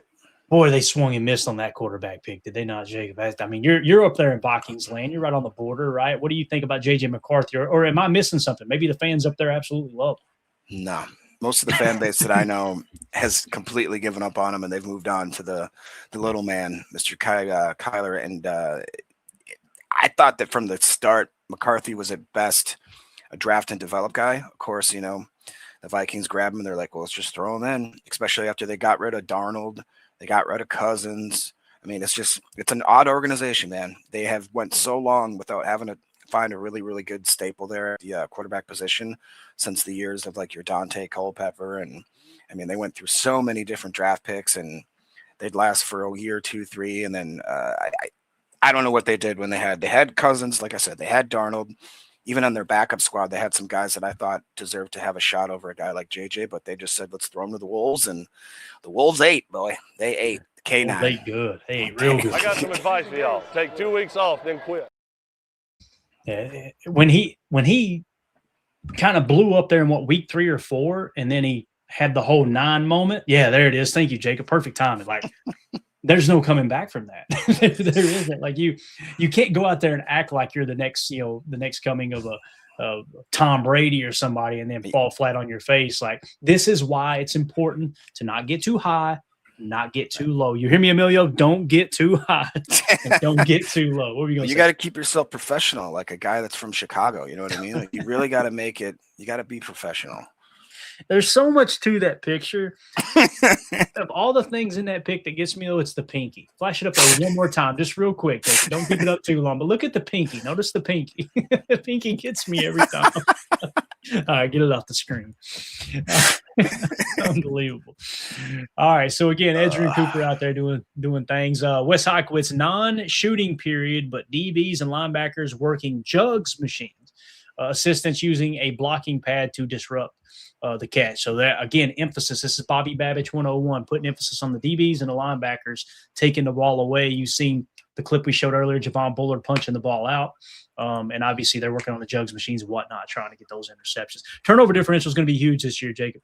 Turnover differential and time of possession going to be a big, big factor in how the Packers perform this year. And I've got them somewhere between 11 to 14 wins, barring any crazy injuries. If we get injuries like we did last year, 9 wins is back on the table, guys. I hate to say it, right? There's not a team in the league that can deal with that many injuries and go on to win 11 or 12 games. But I've kind of got, if everybody stays relatively healthy, you're going to have injuries. But I'm talking about 6, 7, 8 starters out. If you don't have to deal with that, I'm thinking 11 to 14 wins is what I see with the Packers, man. What do you think early on? How do you feel about that in terms of what their record may be? And I don't know if you can see it or not, but I'll throw it up there. Just a quick reference if you need it for the schedule. What do you think, man? I think that I felt comfortable with 10 to 12 wins easy. I shouldn't say easy, but I think that to your point, barring the injury, I think we finished when we did our little exercise, wasn't it? Somewhere between 11 and 14, confidently, we could kind of say. It seemed like everybody fell in that range, yeah. I think 11 to 14 wins confidently as long as we have our key components in place. And I really mean confidently. It wouldn't be surprising to me if we get more towards that 14 mark, but we play in a tough division. There's no doubt about it. And we have some pretty interesting matchups this year, but Jen saying 12 plus, I honestly could really see that. I'm usually more of the conservative guy. I know Tim likes to go out there and he's 16, 17-0, baby. That's what we're doing. We're the Dolphins. I'm a little more hesitant, but with just all the things that we've put in place and the guys coming back off injury, the continuity, the year 1 to year 2, the year 2 to year 3 progression from these guys, the young talent that is now becoming vets. I think that that window is just so wide open for me in the next year to 2 years. I'm comfortable going over 12 or more. Got it. We got some updates rolling in. Here we go. Marcus Eversole, Packers in team. And again, some of this might be a little bit redundant. We're going to read them all in case there's extra detail with different tweets.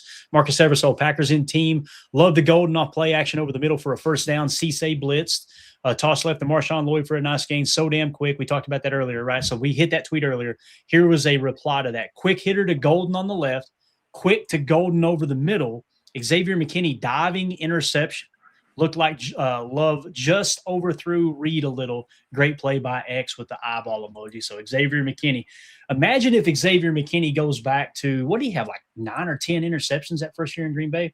What if he gets 7? What if he gets 7 or 8, That'd be great. I remember watching back some highlights that I just saw on the interwebs last night. X had an interception in his first, 7 or 8 games that he came to Green Bay. And I was just, thank you, New York. I don't know what you did that for, but thank you. Appreciate it.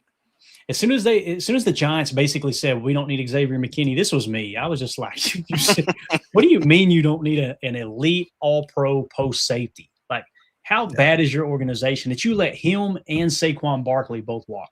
That's just unbelievable to me, man. So, and I believe that is, J. Cole says that Love's first pick. It's the first one I've heard, first interception he's thrown. And again, I want to be very clear. I don't mind interceptions in camp. This is the time to throw them. Stretch it. Really try to push the limits and see what you can get away with, right? This is the time to do that. But I think J. Cole's right. I believe that was the first interception we've seen. Yeah, here we go. Wes Hocklitz. Love throws his first INT of camp, selling one pass read and into the arms of Xavier McKinney. So everybody just kind of reiterating that. Pretty sideline ball from Tyrod Taylor connects with Melton, who gets his feet in versus Simpson. So hold up a minute. Jordan Love throws an interception, and Tyrod Taylor throws a great pass. Do we have a quarterback controversy going on here? Dun, dun, dun. There will be somebody going, I don't know. I think Tyrod Taylor might be better. It'll happen. Ryan Wood tweets out, Bo Melton beats Jalen Simpson on a fade down the right sideline, and Tyrod Taylor drops it perfectly over the shoulder for 28 yards. So a bad rep for Jalen Simpson there on the surface.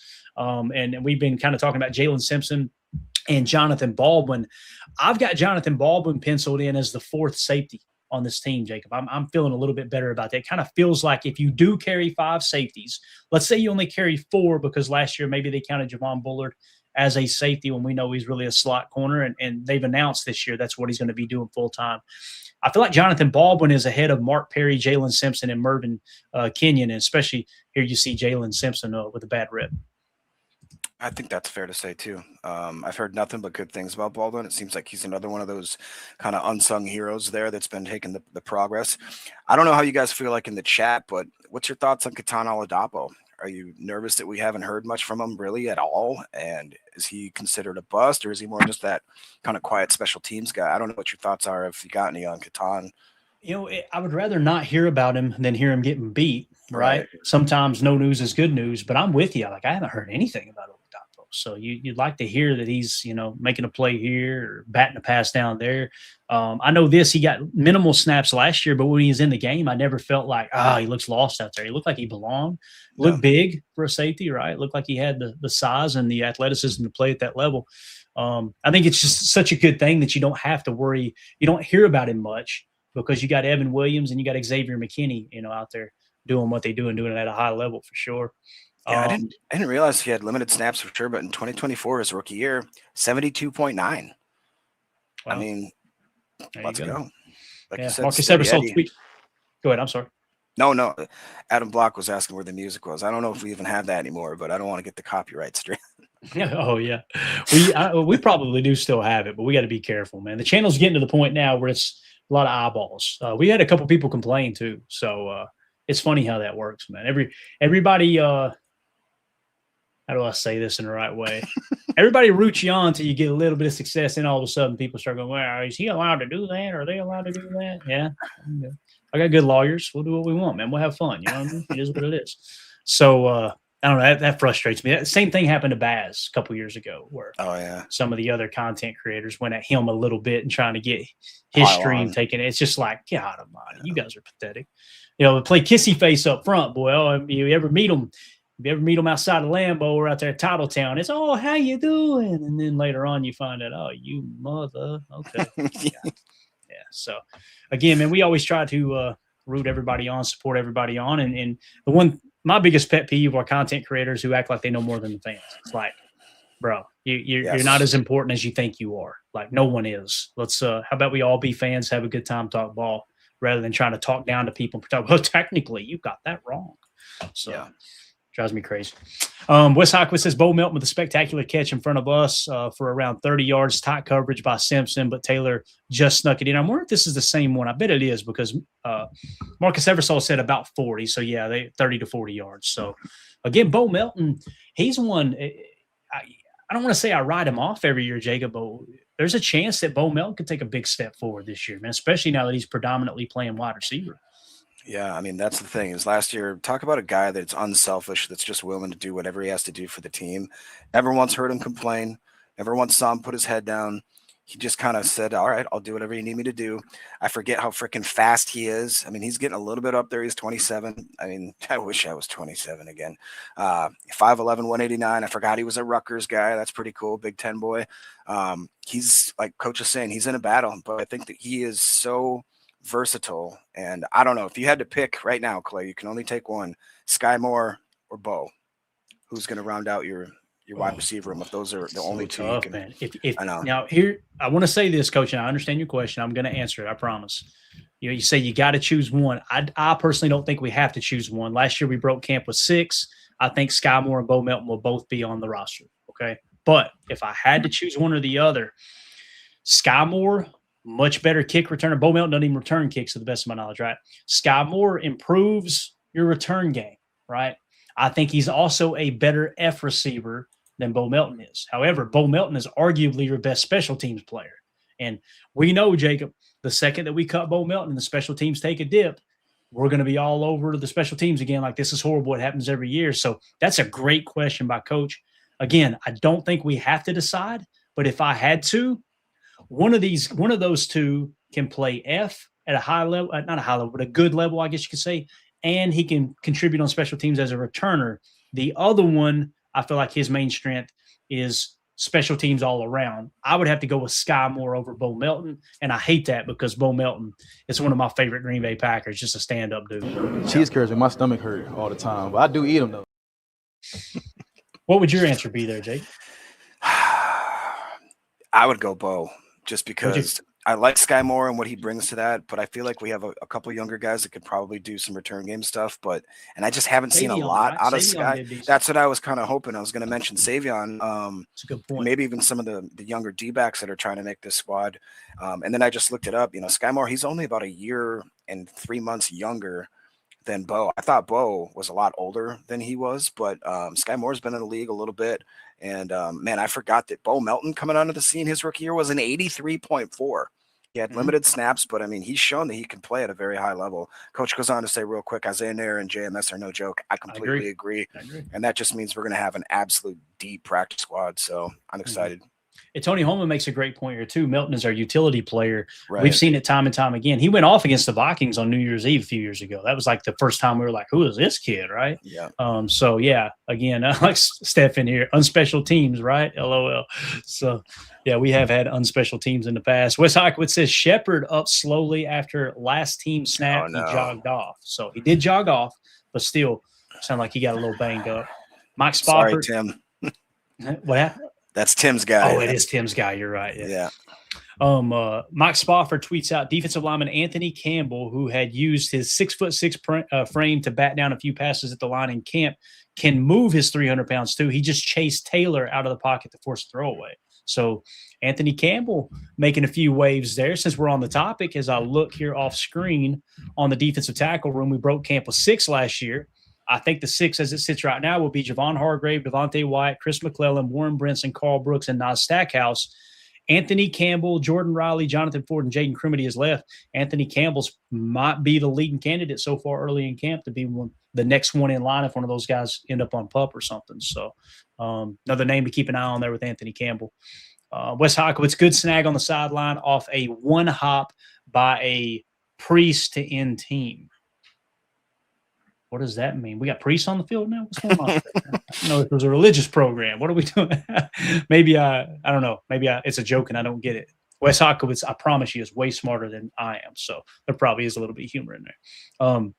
Rob Demoski, he caught it. Look, Rob Demoski quote tweeted him, good snag on the sideline off of one hop by a Priest to end team. And Rob Demoski said, doing the Lord's work. So there you go. All right, here we go. We got Trey Smack. Oh, no, Jacob. Oh, no. Y'all ready for Trey Smack talk? Ready for the kicker talk? Everybody's about to be in an uproar. Emilio's in the chat saying something ridiculous, I'm sure. Let's go ahead. Tim's having a rough day today, dude. Will Shepard went down, and we'll give you the news on Trey Smack in a minute. Go ahead. What did Emilio say, Jay? He says, when you don't hear about them, you know that they are crushing it, i.e. Glover. Glover over there smashing Gatorade right now. And Emilio's like, doing a good job. We haven't heard about it. I love it. That's so funny. So here's the update, guys. Ryan Wood tweeted out, Trey Smack opens today 2 of 5. Yesterday he was 3 of 5 in the win. Today he was extra point, went wide right. 40 yards out. It was good.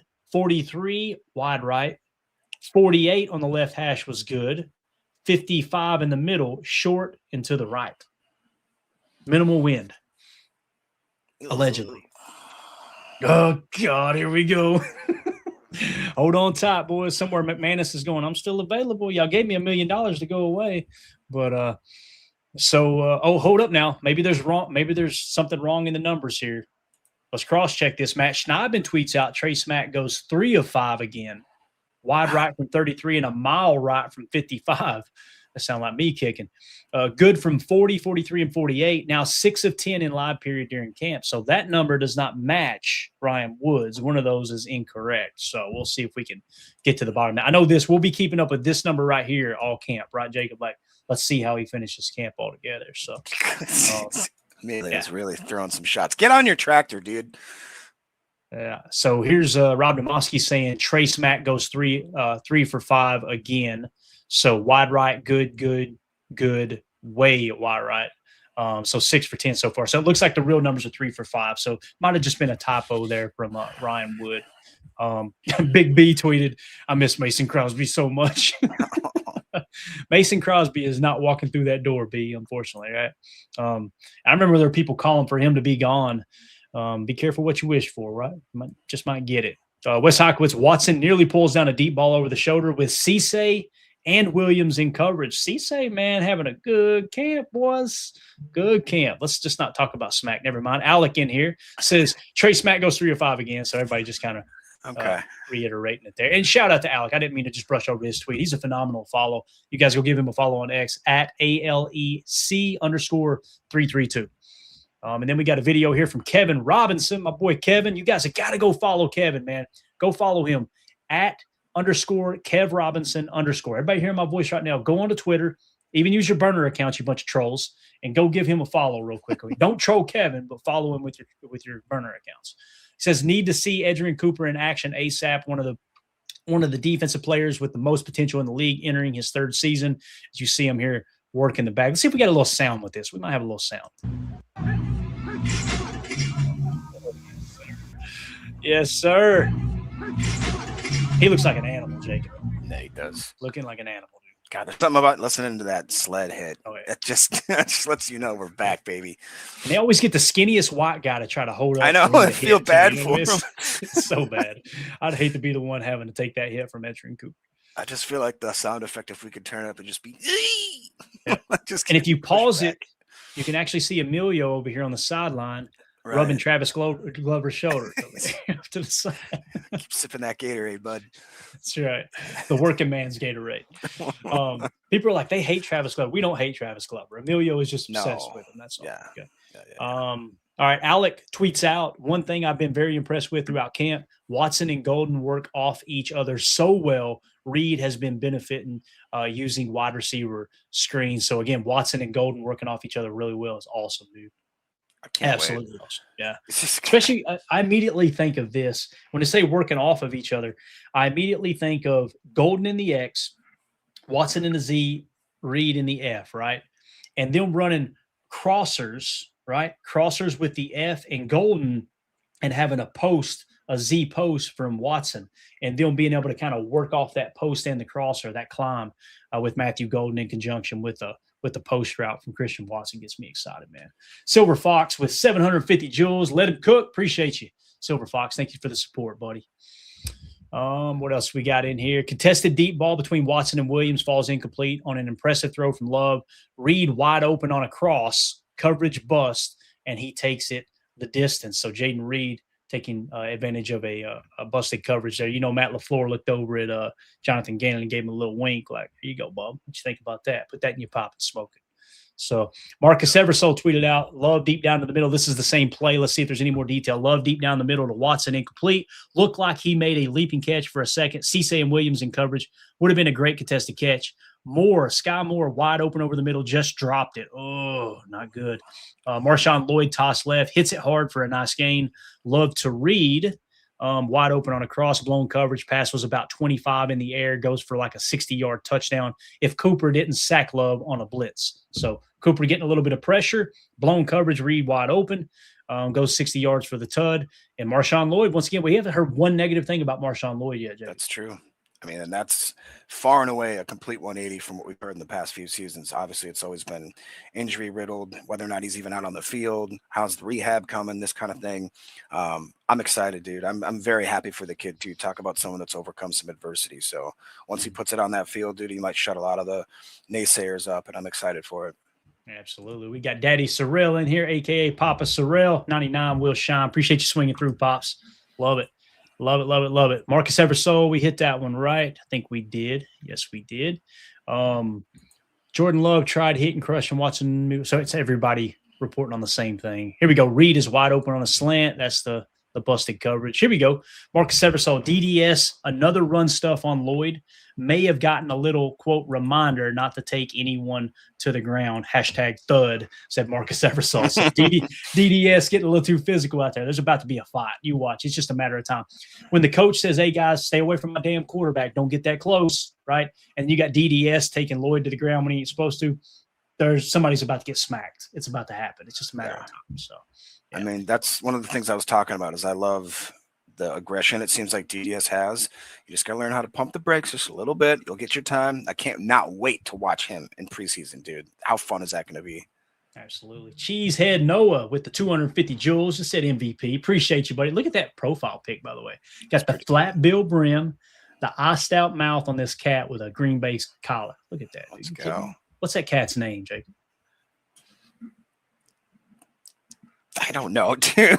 Emilio's cat, probably. It reminds me of a defensive coordinator that we've seen here recently. Kind of look at that. Look at that picture. Look at that compared to that. Is that not the same person? The Gannon cat. Okay. We just need Gannon to have the flat bill hat. That's what we got to have to make that thing match. So love it. Thank you so much for the jewels there. Cheesehead Noah. Appreciate you, buddy.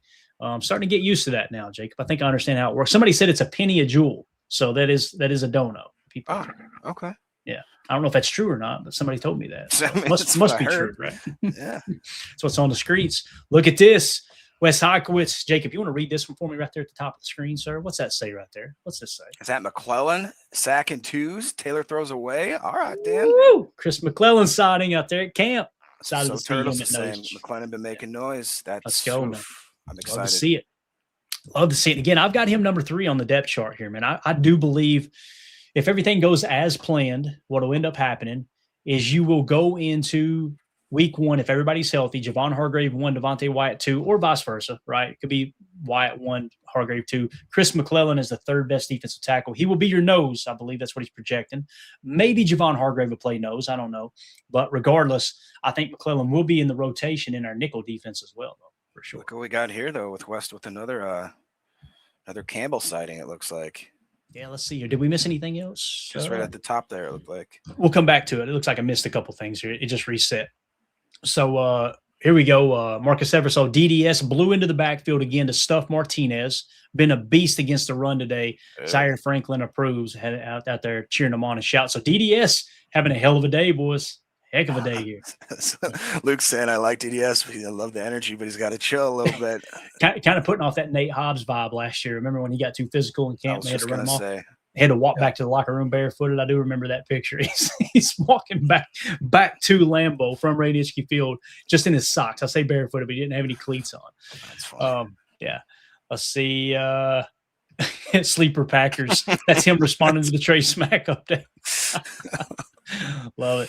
Wes Highquist says Isaiah Nayer shows good hands on a 3rd and 5 pass from Taylor. It really does feel like at the wide receiver position, Jacob, that outside of the 6 that we have projected to make the roster, as it sits right now on August the 3rd, it does feel like it's a 2-man race between Isaiah Nayer and J. Michael Sturdivant, doesn't it? To be the next guy in line to potentially take one of those 6 spots. Yeah, I really love what Nayer brings to the field here, man. 25 years old, just turned 25, 6'4", 220, another Big Ten guy out of Nebraska. I'm excited to watch him as well in the preseason. I hope that he has a good preseason, but quiet enough so that nobody wants to give him a shot. I know that's selfish of me, but barring any injury, I just would love if we could stash both those dudes on the practice squad. I think going into the season, even with some unfortunate injuries, we could still have a really solid wide receiver squad. Yeah, definitely. If you guys would do me a big favor, smash that like button. We got over 540 people watching here. We got over 300 on YouTube. Hit that like for us. Hit subscribe if you're new here so you get all of our training camp coverage as we get a little deeper into camp. Appreciate y'all hanging out. This video was tweeted out by Green Bay Packers here, all right? And it says squirrel in all caps. So the question on the screen is, who on the team is the golden retriever? Super nice and happy all the time. Let's see what the guys say. If there's music, I'll have to pause it. Hopefully. I should have checked this. Let's see. Golden retriever. Keisean Nixon's the golden retriever, said Devontae White. Here's Javon Bullard's answer. Like when they hype or something happy. All right, so next up, you've got Josh Jacobs and Marshawn Lloyd going to answer the question. I'm going to go with CP. Oh, actually, it was Xavier McKinney said CV, didn't he? CV. Yes, that's good answer. Chris McClellan said CV, didn't he? Like, someone like happy and positive all the time.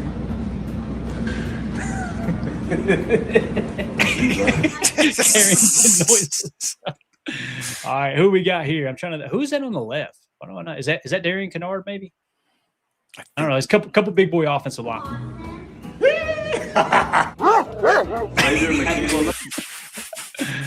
All right. Tucker Kraft. Oh, tough. Yeah, maybe me. Just lovable, goofy, bubbly, and Evan Williams. That might be like Micah. Micah is like tough, a little sure. kid. Tough. Definitely Tucker Kraft. I think that's to the T. CV. Carrington for sure. Golden retrievers be mean. I've been bitten by a golden retriever. He said I've been bitten by a golden retriever. What? Zack Baco Zack. Oh, we just heard it. Zack Baco Biwele. Zack Baco Biwele. All right, got it. Zack Baco Biwele, he's like a giver. Like, he's a nice guy. He takes care of me. Like, shout out to Baco Biwele. Nah, we all dogs over here. We all dogs over here, said Edgerrin Cooper. Hopefully the music doesn't get us in trouble there. That was posted by the Packers social media team. Rob Biz with the Super Chat. Thank you so much, buddy. No offense. Reed has been erased from games in the past. How long before Golden surpasses Reed?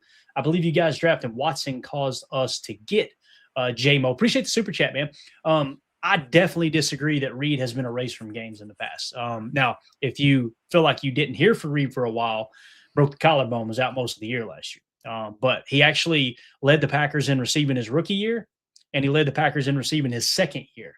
When you say he can be erased, anybody can be erased from a game plan. So I agree with you there, Rob, is if you clamp down on the F, and again, the majority of what he runs outside of screen passes is climb routes, and he'll run a 2-go, right? He'll run that out of the dagger concept. Sometimes they'll have him cheat motion out to the Z to run the dig because they want him going across the middle. But his money play, his bread and butter are the climb routes, no doubt about it. So I personally don't think that he can just be, I mean, everybody can be erased, but it's not easy to erase Jayden Reed. In my opinion. I mean, you look at, we broke it down, Jacob. What was it? His passer rating when targeted last year? He led the NFL in passer rating when targeted. And that's of all wide receivers, by the way. It's NFL Pro data. And then if you go to the year before, he was second, or maybe it was second last year, and he led the year before.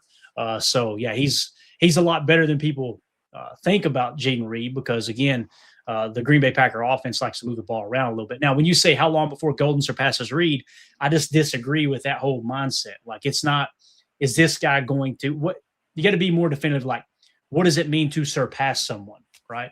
Because if that means to get them more targets, yeah, that simply means that guy is being schemed open more than the other guy. It doesn't mean he surpassed him. What it honestly means, if he surpasses Reed, they're probably clamping down on Reed underneath and opening up things for Matthew Golden. So that's just how I see the game. That's how I talk about the game. Yeah. Not saying I'm right and you're wrong, but I just don't look at it that way, if that makes sense. But I kind of agree with what you were saying about going after J-Mo. You see what Watson can do deep. Yes. Yeah, go get your What do you guy. think of Holmes's MD's comment saying that Reed is the best route runner on the team, in my opinion? Now, I used to think it was Wicks, to be honest, and now obviously he's gone. I mean, I don't know how to answer that because I think Christian has progressed quite a bit. Yes. If I had to rank them right now, and this is going to surprise some people, if you watch Matthew Golden's feet, I think he is going to be a better route runner than Jayden Reed. I believe that.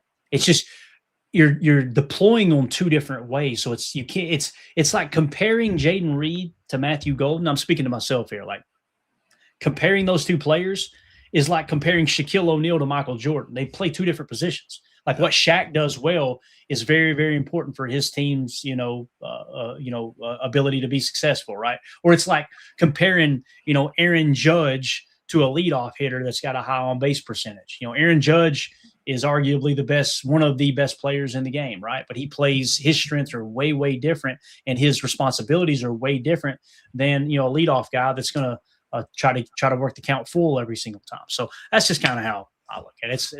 I don't mean to chew the question or anything, Jacob. It's a tough question for me to answer because I look at it in terms of deployment and what's the defense doing, how's the offense adjusting, what the defense is doing. Yeah, Coach agrees with you. He said Golden's the best route runner.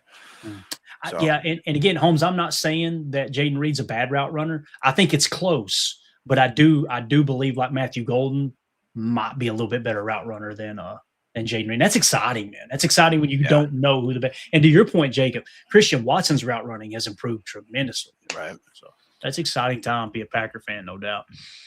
Moving along here, Campbell with another batted pass. This time he got drones. That's 4 in the last 3 practices. Anthony Campbell going to make it real damn tough. That dude, I think he might be playing himself right on the roster. If we had to replace one of these defensive tackles, Jacob, let's do it because his name keeps getting brought up. Would it be Carl Brooks? I just was thinking about it, and for me, it'd be Nas Stackhouse. Oh, you dirty dog! I would, man. I would, because Nas Stackhouse has made it to the practice squad before. Now, here's the thing: if they feel confident that Campbell will make it to the practice squad, then they'll keep Nas, and you know what I'm saying. That'll probably be the deciding factor to have them both on the team. But yeah, what was you going to say? You said Carl Brooks, right? Yeah, just because I love Carl Brooks and everything, but it feels like it's so few and far between where we get production out of him. This last year, he was 107th out of 127 PFF grade. Again, take that with a bowl of and he's already 26 this year. I don't know, man. It just, to me, I want to give the younger guy a shot. That's clearly, I mean, he is a big dude. I think PFF has him listed at 6'7". It sounds like he's maybe more like 6'6". And he's producing. It's obviously early, but another guy that's going to be I'm going to have my binoculars out, just absolutely zoned in on him in every snap that he's out there in preseason, man. Yeah. Matt Schneidman tweeted out, Anthony Campbell has batted down 4 passes at the line in the last 3 practices. Second-year defensive tackle from Miami, was a 2025 UDFA who spent time with the Seahawks, Super Bowl winners last year, on their practice squad. Big fella at 6'6", 307.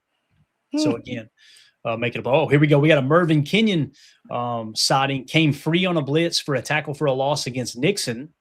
Is that Jayden? Is there a running back, Jayden Nixon? Am I thinking right or no? No, that's not his name. What's that running back's name? The new one, the undrafted. Oh yeah, Keisean Nixon. You're right. Yeah, so that's who it was. Okay, cool. Yep. Can't believe I knew that. Knocked him down, which ain't ideal. Still a great play. Plus, I think he gave my son his skull cap the other day. Hashtag brownie points. That's cool. So, all right, throw it out. Then Marcus Eversole doesn't think highly of me. Just got the skull cap. That's all it was. So, no, but yeah, you're seeing, man, common theme. Defense is being a little too aggressive. They're going to be a fight. It's just a matter of time. One of those offensive linemen going to get pissed off and smack somebody in the mouth. It's going to happen. Here we go. Marcus Eversole, 50 seconds on the clock. Offense down by 2. Ball on their own 30. Jordan Love to Watson over the middle for 15. Incomplete to Reed up the seam. Bullard in coverage. Let's go. Carrying the seam there. Almost a leap and grab by Reed. Love to Reed for a big gain. Out of bounds with 14 seconds left. Love missed Watson down the right sideline. Too far outside. Smack from 52.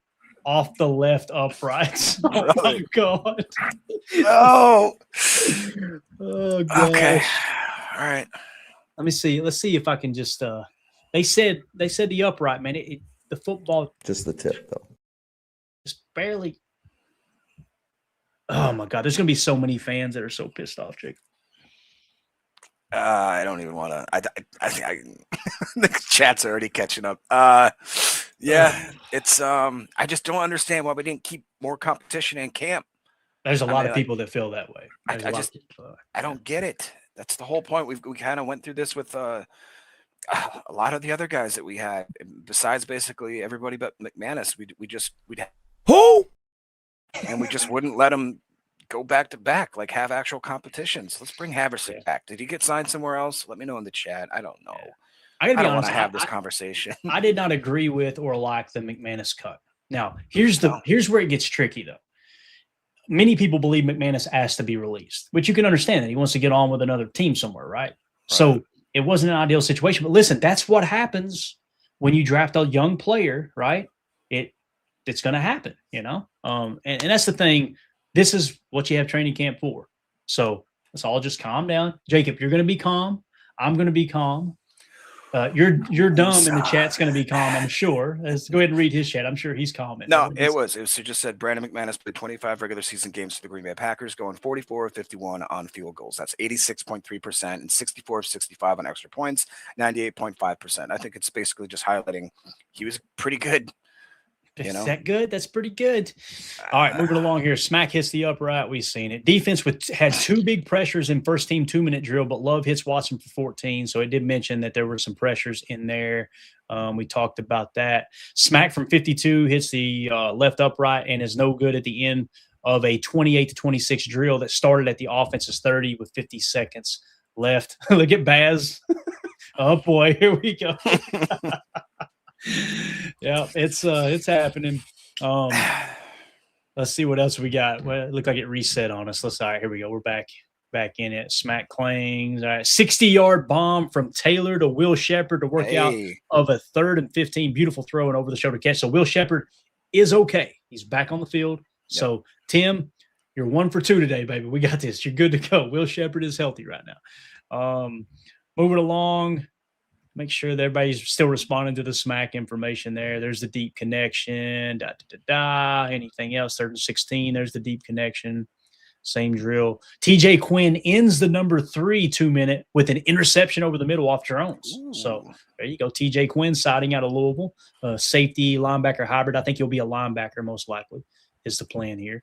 TJ Quinn with a pick of Kyron Jones ends the drive for the 3s. So I think we're up to date there. Let me look at this real quick. If we look at the stack backer position, something we haven't talked about a lot. We broke camp with 4 last year. The projection this year will be Zaire Franklin, Edgerrin Cooper, Isaiah McDuffie, and Tyron Hopper. TJ Quinn, Nick Neiman, and Christian Welch all there as backups. I think TJ Quinn's going to be a candidate for a practice squad. I don't see any scenario where he makes a roster. Do you, Jake? I don't, barring injury. I just think that we've talked about it multiple times. Hopper has quietly been having a decent career. Obviously, we know what we have in McDuffie and Za, and then Mr. Coop. By the way, did you ever remember the show Hanging with Mr. Cooper? Oh, yeah. You kidding me? Dude, I loved that show. I don't know why that just popped into my brain. But anyways, yeah, I think that would be our 4 for sure. And I don't think we'd have a problem stashing Quinn. I like what Nick Neiman does too on that special teams. Mm-hmm. And I think Christian Welch has had a sneaky, steady Eddie career.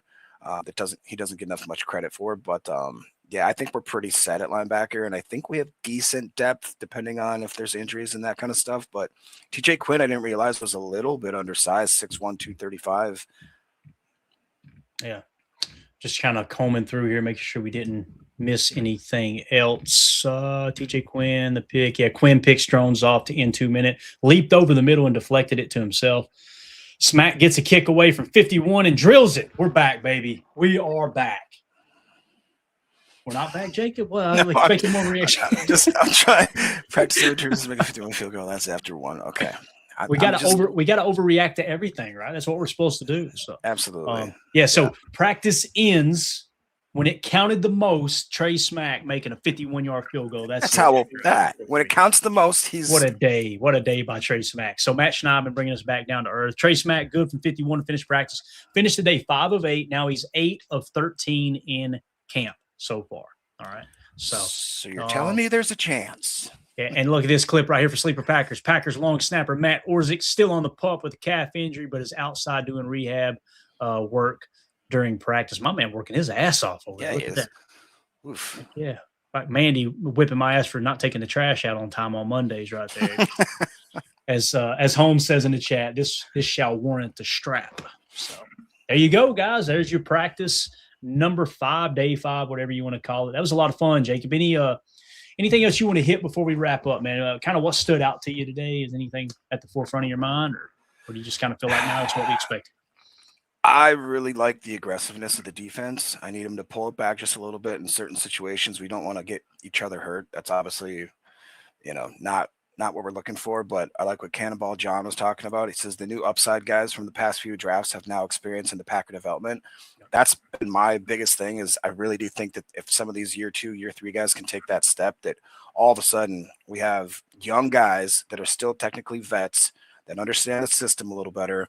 But just to go back, I love the way that Gannon seems to have these guys playing with their butts on fire. And, I think Matt LaFleur, I don't know, I'm just speculating. Maybe he asked Gannon, put a little rise on these guys on offense. Let's put a little quarter in them and see if they can start responding with some of that. I know that the offensive line specifically has gotten a lot of flack for the last couple seasons. When Lovell gets smacked in the backfield, nobody's running up to start throwing haymakers. Nobody's running up to get him up. And I want that fire to be a little more restored. Take care of that. Take care of your boys on offense and get a little more fire underneath you. Absolutely. So for me, the parting thoughts sound like DDS had a hell of a day. Yeah. Sound like the defense getting pretty physical out there. We'll see how that shakes out. And Marshawn Lloyd, so far, so good. Sounds as advertised. Christian Watson, Matthew Golden seem to be a nice little combination that's going on early in camp. It's going to be a blast, man, as we go through the rest of it. One thing, I didn't think about it even. I'm going to give Trey a little bit of you know what I'm saying? We just looked at Orzik on the sidelines there. Obviously not the normal snapper. So I wonder if that messed with the sequence a little bit there. That's a great point, Robert. Could be, man. Could be. And it's early. That's the thing. And I guarantee you he's working on different technique right now. They're trying to iron this. I'll see what work. What you want to do is dial it into where you're missing in one direction, right? If you're missing one, okay, now we kind of, it's just like zeroing in that sight like we talk about. I mean, you guys know you get ready for deer season, all that. You got to get out there at the range. You got to zero everything in. Or if you're missing wide right, just bring it in, baby. Zero it in. But if you're missing left, you're missing right, you're missing short, can't miss long, obviously. You're missing all over the joint. That's when you're really, really concerned. But I got to hit this one as we wrap up. It's the last comment of the day. J. Cole said, that's him on Red Dead Redemption running from the cops right there. It does look like he's riding a horse, don't it? So, Matt Orzik, we need you back out there, Big Hoss. We got to get you back out there. And then, we can't blame the long snapper anymore. So got to zero anything in. So if you guys would do me a big favor, hit that like button, hit subscribe, click the bell icon. Thank you all so much for hanging out with us. This was an absolute blast. We will be back tomorrow evening. Most likely no morning show. We'll be back tomorrow evening, getting you guys all the camp update information. Might get the other guys in here too to talk some ball. We'll see what time we go live. And I'll try to get that posted as quickly as I can. But thank you all so much. Can't thank you enough. Everybody with the super chats, the jewels, all that stuff. Appreciate the extra support. And the best way to support what we do here at PTA is just join our Patreon community, patreon.com/PackerFan Total Access. $3 get you access to everything over there. And people say, hey, should I be a member on YouTube? You can do that. You can become a member on YouTube. You get custom emojis and all that good stuff. That's totally cool. You can support the show with super chats, with the jewels and things like that. Or if you want to join our community, just go to patreon.com, like we said, and hop in over there. And we're going to be doing fantasy leagues and stuff like that over there as well. So with that being said, everybody have a great day. For Jacob, I'm Clayton. This is PTA. Go Pack, go. Here we go. We're out. Bye, guys.